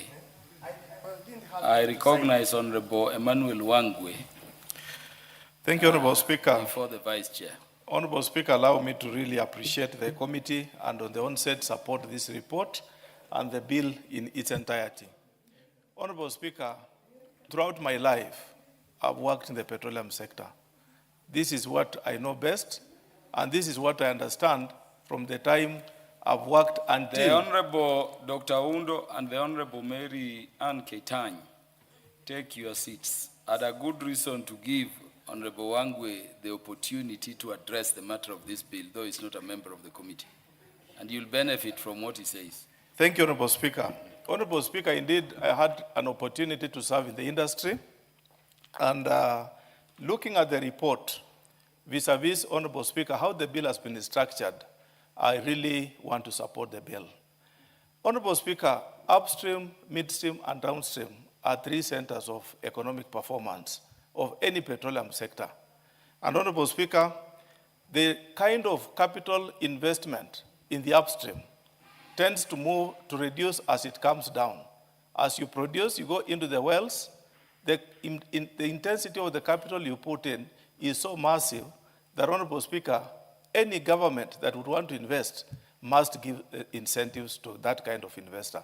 And Honorable Speaker, looking at the bill and the report, the way it has been couched, it is simply asking any investor, Honorable Speaker, who would want to play into the upstream market, Honorable Speaker, that is invited to invest and can get some tax exemptions or some incentives so that he can put in investment into the Lokichar or the T6 blocks in the country or in Lokichar in the county of Turkana.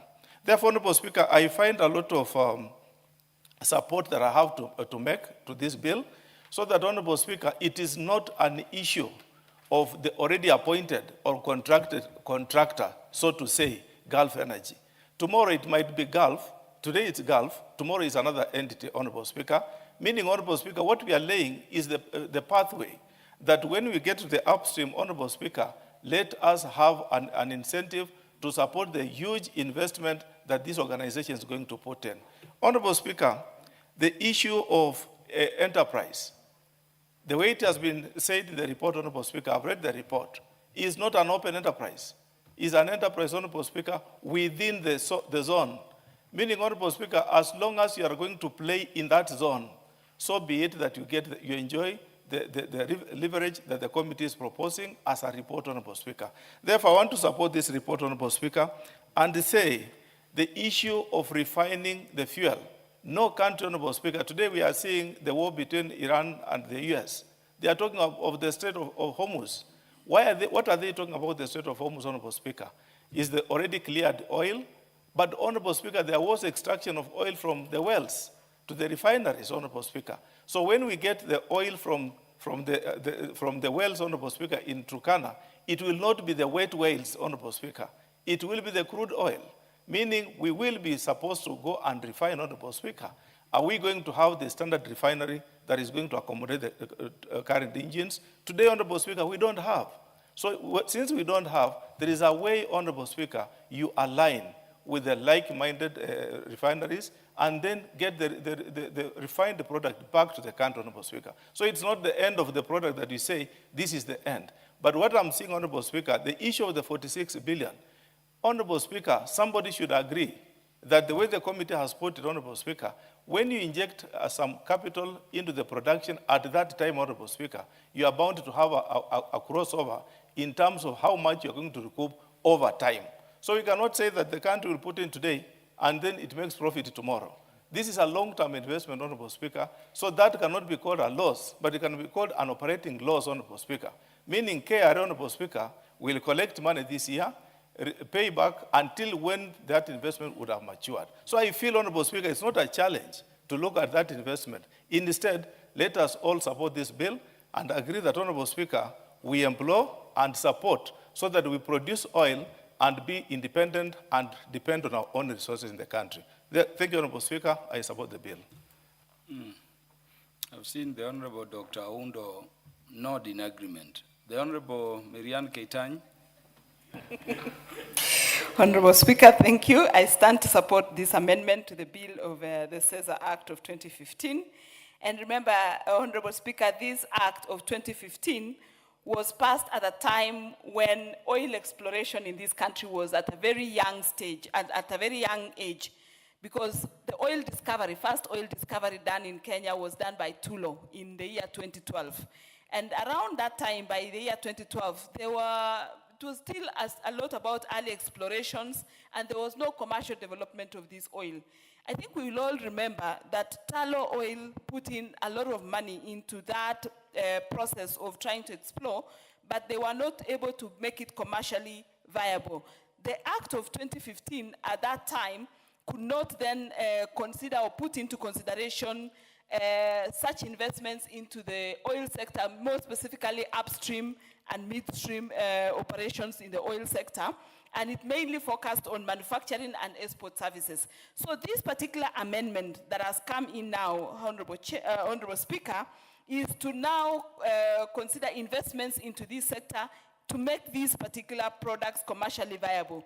You will appreciate that the midstream that we are talking about is the oil exportation from the oil wells all the way for exports. And that exportation process requires very expensive equipment that is heated, steamed heated tankers, because the oil that is the crude oil that is that is extracted solidifies at a very fast stage, at a very fast pace. So therefore, you need these particular tankers to be heated or steamed heated so that the oil can remain liquid all through the exportation. And therefore, this particular equipment, just like the way the Honorable Majority Leader spoke about the investments that are going to go in the upstream, the actual exploration, even in the midstream, the actual transportation of this oil, then requires those specialized equipments. And all these specialized equipment may require incentives in terms of the kind of equipment that will transport this particular crude oil for us to be able to quantify and make value out of it. Honorable Speaker, we'll also appreciate that this country has always relied on purely import of oil, which is a very major resource. And today, as we talk about the Gulf war and the effects of the Gulf war, and we're talking about the G2G that we have, that it has cushioned us, we find countries around us, and even the United States and many other countries, are suffering the effects of the impact of oil being expensive because of the effects of the war. If we had our own crude that we can be able to not only just extract and allow these investors to create even a refinery that we can now even extract, refine, and use some and sell some, it would actually cushion our country against the expenses of a very expensive oil. And these expenses, just 1 shilling extra in oil can actually, it becomes a ripple effect because the cost of living goes up, and that is what we are trying to say. Let us explore the resources that we have, which is actually the crude oil that has been found in the blocks of T6, T7. And these investors who are going to explore here is not only one investor, and we don't only have block T6 and T7. There are many other blocks of oil that we have in various parts of this country that can be explored for as long as these investors know that they have incentives that they can come and put in place to do upstream, which is the exploration of these oils, and see whether they are commercially viable. Because from the little studies that we know, is that we know that we have oils in various other blocks. As to commercial viability of these oils, we need investors to come in with their very expensive equipment and very expensive resources. And this particular bill that we are now amending will allow such kind of investors to bring in their resources to be able to take care of such kind of explorations, and that will make this country commercially viable. Remember, we are exporting this oil using tankers as opposed to a pipeline, a steamed heated pipeline. And it is because the kind of resource that is in T6 and T7 does not make the pipeline become commercially viable to actually construct that pipeline. And therefore, if we are able to then attract more investors to come and explore more oil, perhaps then in the future, these same investors and other investors can come in and put in more resources in terms of creating pipelines that can now carry this oil as opposed to road transport, which is also very, very expensive. Because the calculation that was given to us in terms of even the oil exportation itself by road is quite expensive. But the ripple effect of putting a pipeline will cost the country far more expensive, as much as about 300 to 400 billion US dollars, which is a cost that may not be viable for this particular oil exploration. So the amendment that is being done to this particular, in this particular sector will not only spur economic growth in this particular sector, but also allow this country to explore its resources. And remember, Honorable Chair, it is not only in the oil sector, even the gas sector, because I'm informed that this country also has gas deposits that can be explored by this particular amendment. So, Honorable Speaker, I stand to support this particular amendment and wish to clarify on one issue that has been raised by my colleague, that the money, there is a loss that the country may experience. We want to say that this particular exploration will have a revenue share between the government of Kenya and the investor.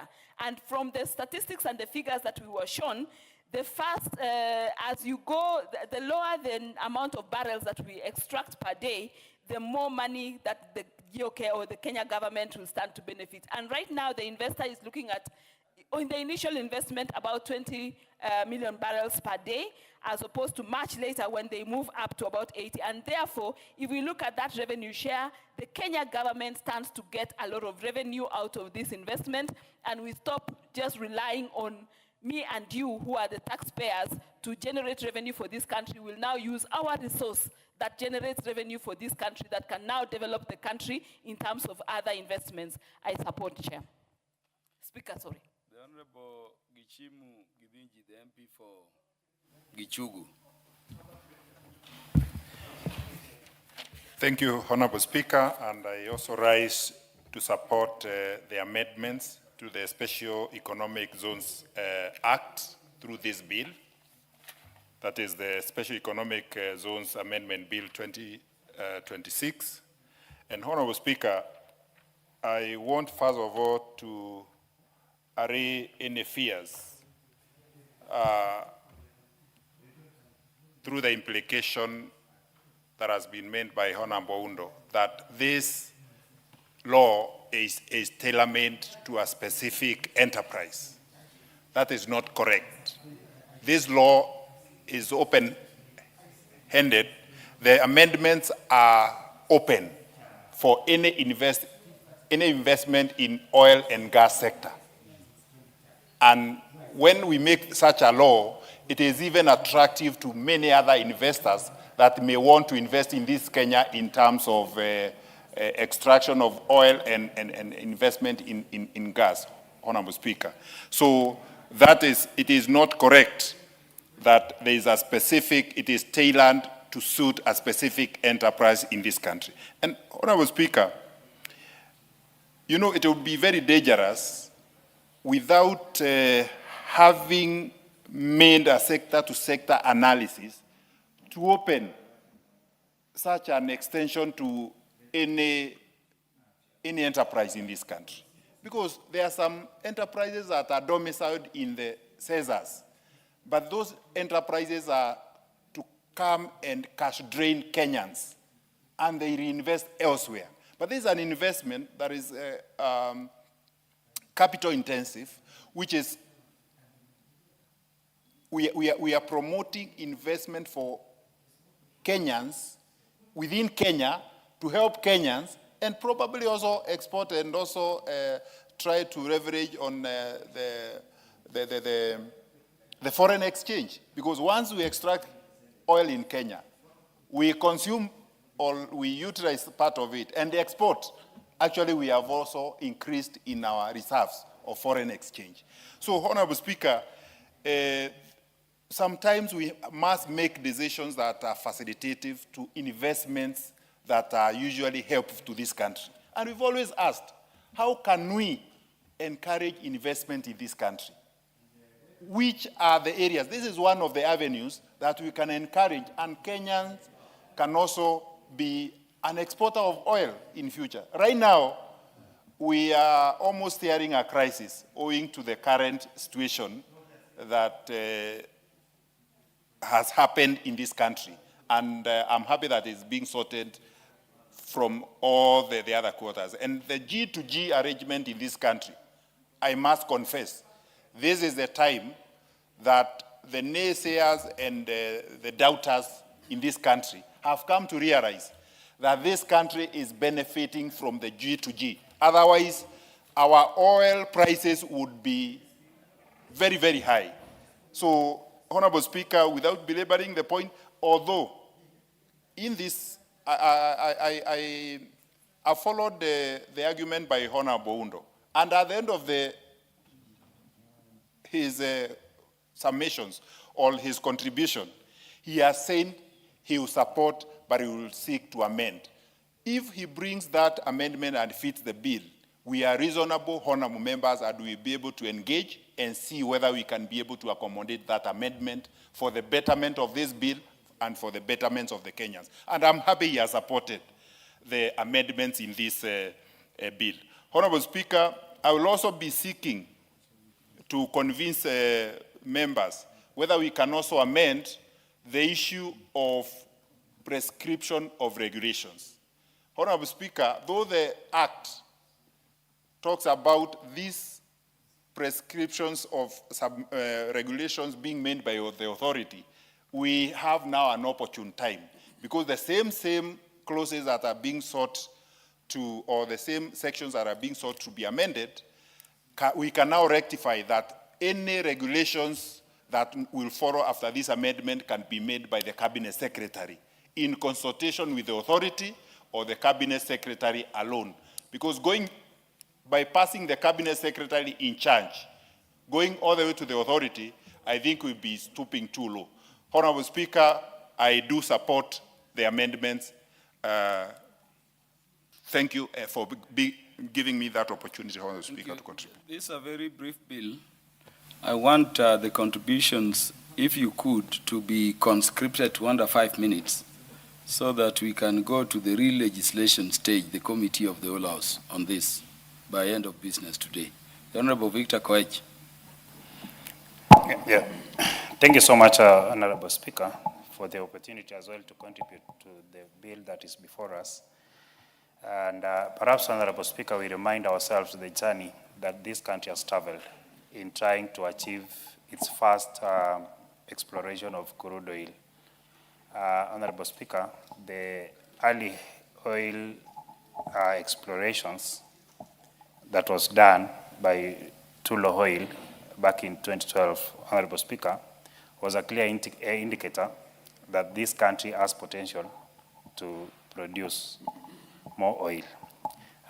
Honorable Speaker, now, having sat or having the benefit of sitting in the Energy Committee, together with our colleagues in Senate, we sat through public participation we listen to the various players, we listen to the various stakeholders, from KRA, from Treasury, from Gulf Energy themselves.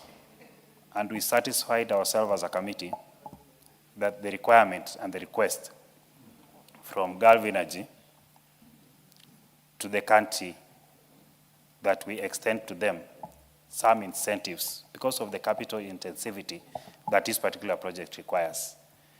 Honorable Speaker, you know, when an investor wants to invest, he first of all looks at commercial viability of that particular project. In this case, Honorable Speaker, us as a country, maybe relying on our own source revenue, relying on our own money, GOK money, to do such exploration would not have been possible. That is why we went out as a country. This government went out to invite these particular investors who are the players to try and see whether this exploration can happen. And we are happy as a committee that we did a very good report that was tabled before this House, which gave birth to this particular bill that we're considering today. The extension of these incentives through this bill, Honorable Speaker, will attract not only this particular investor that we're looking into at this particular moment, but future investors who may want to participate. Opening up these fields, Honorable Speaker, to various competitors will eventually lower the costs of production. Maybe we didn't hear well what our friend Oundo wanted to insinuate, and I'm happy he's still here. I am happy that you're still here, Professor Oundo, because the country is not going to make any loss whatsoever. What maybe you insinuated was tax expenditure, which is okay, which is true. But we are extending these particular incentives to the investor so as for him to be able to regroup the investment that he's putting onto this particular project within the shortest time possible. And eventually, through production sharing formulas that we are given and we considered through the committee, the country is eventually going to benefit, not immediately, but in the long run. So, Honorable Speaker, I stand here today to say that we support this bill because Kenya is going to benefit in terms of job creation. Honorable Speaker, the investor and the players told us that this year, December, we will have the first tanker. As a country, we're not going to lose such an opportunity that has been given to us. And that is why we will support so that the first tanker can be able to move from Lokichar all the way to Lamu. As to why we cannot be able to have a refinery industry as at the moment is because there is a minimum capacity required for any country to run a refinery effectively, considering the cost value that is going to be put. Honorable Speaker, I support. The Honorable Dr. Eva Kinyi Obara, the MP for Kabondo. Kasipul is recognized to make her contributions. Thank you very much, Mr. Speaker. And I too want to appreciate the committee and also support the amendment as presented. Mr. Speaker, in addition to the oil and gas sector, I want to highlight a few areas that I think the amendment will benefit this country. Mr. Speaker, I see that the amendment will enhance Kenya's attractiveness as an investment destination, not just in the sector that we were under discussion, but in other sectors as well. I see a possibility of promoting industrial growth, export development, and job creation in this country. Mr. Speaker, this amendment will position the special economic zone as a key driver of economic transformation. Mr. Speaker, I also see a situation whereby it will strengthen institutional coordination and efficiency. Mr. Speaker, there are also possible challenges that I see, and one of them has been mentioned here, and that is potential loss of government revenue due to the expanded tax incentive. Mr. Speaker, the committee may also need to look at the issue of land acquisition and community displacement, risks that may arise with the expansion of the SCZs. Mr. Speaker, a possible challenge also that we may need to look at is the possible governance and oversight concerns in regulatory powers are overly, if the regulatory powers are overly concentrated. Mr. Speaker, otherwise I am in support, and once again I support the amendment. Thank you. Okay. The Honorable Parashina. Okay, thank you, Mr. Speaker. I stand to support the amendment to the Special Economic Zone Amendment Bill number 08 of 2026. Mr. Speaker, as other honorable members have contributed to the floor of the House, it is clear that we are legislating for the purpose of future, for the growth of this economy, for the interest of our country. We are not legislating purposely for a specific contractor. We are legislating purpose for the issue of petroleum, oil and gas. Mr. Speaker, as you go keenly and see the incentives, yes, we are giving incentives out of tax, but what are we gaining back? A lot of jobs are available for our youth. Small-scale people will be doing small businesses. Over-dependence on oil from outside the country. A lot we are gaining in terms of investment vis-a-vis the incentives we are giving. And it's good to buy or to learn from other countries, Nigeria, Angola, Mozambique. They have also been able to give this kind of incentives, and they have gained so much. And Mr. Speaker, as my colleague, Honorable Dr. Oundo was speaking about areas that he thinks that need to be checked. Mr. Speaker, it is good to check on specific laws. Where the issue of inserting on clause 2, petroleum, medium, petroleum operation upstream, and petroleum operation, it clearly shows that other acts, like the Petroleum Act or the IPRA Act, they are still on operation. So the other Special Economic Zone Act of 517A has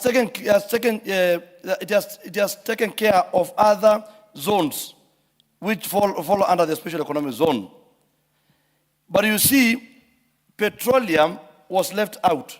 And that's why we are introducing this amendment to the bill. Mr. Speaker, on another clause that he was talking about, on the issue of enterprise fund. Enterprise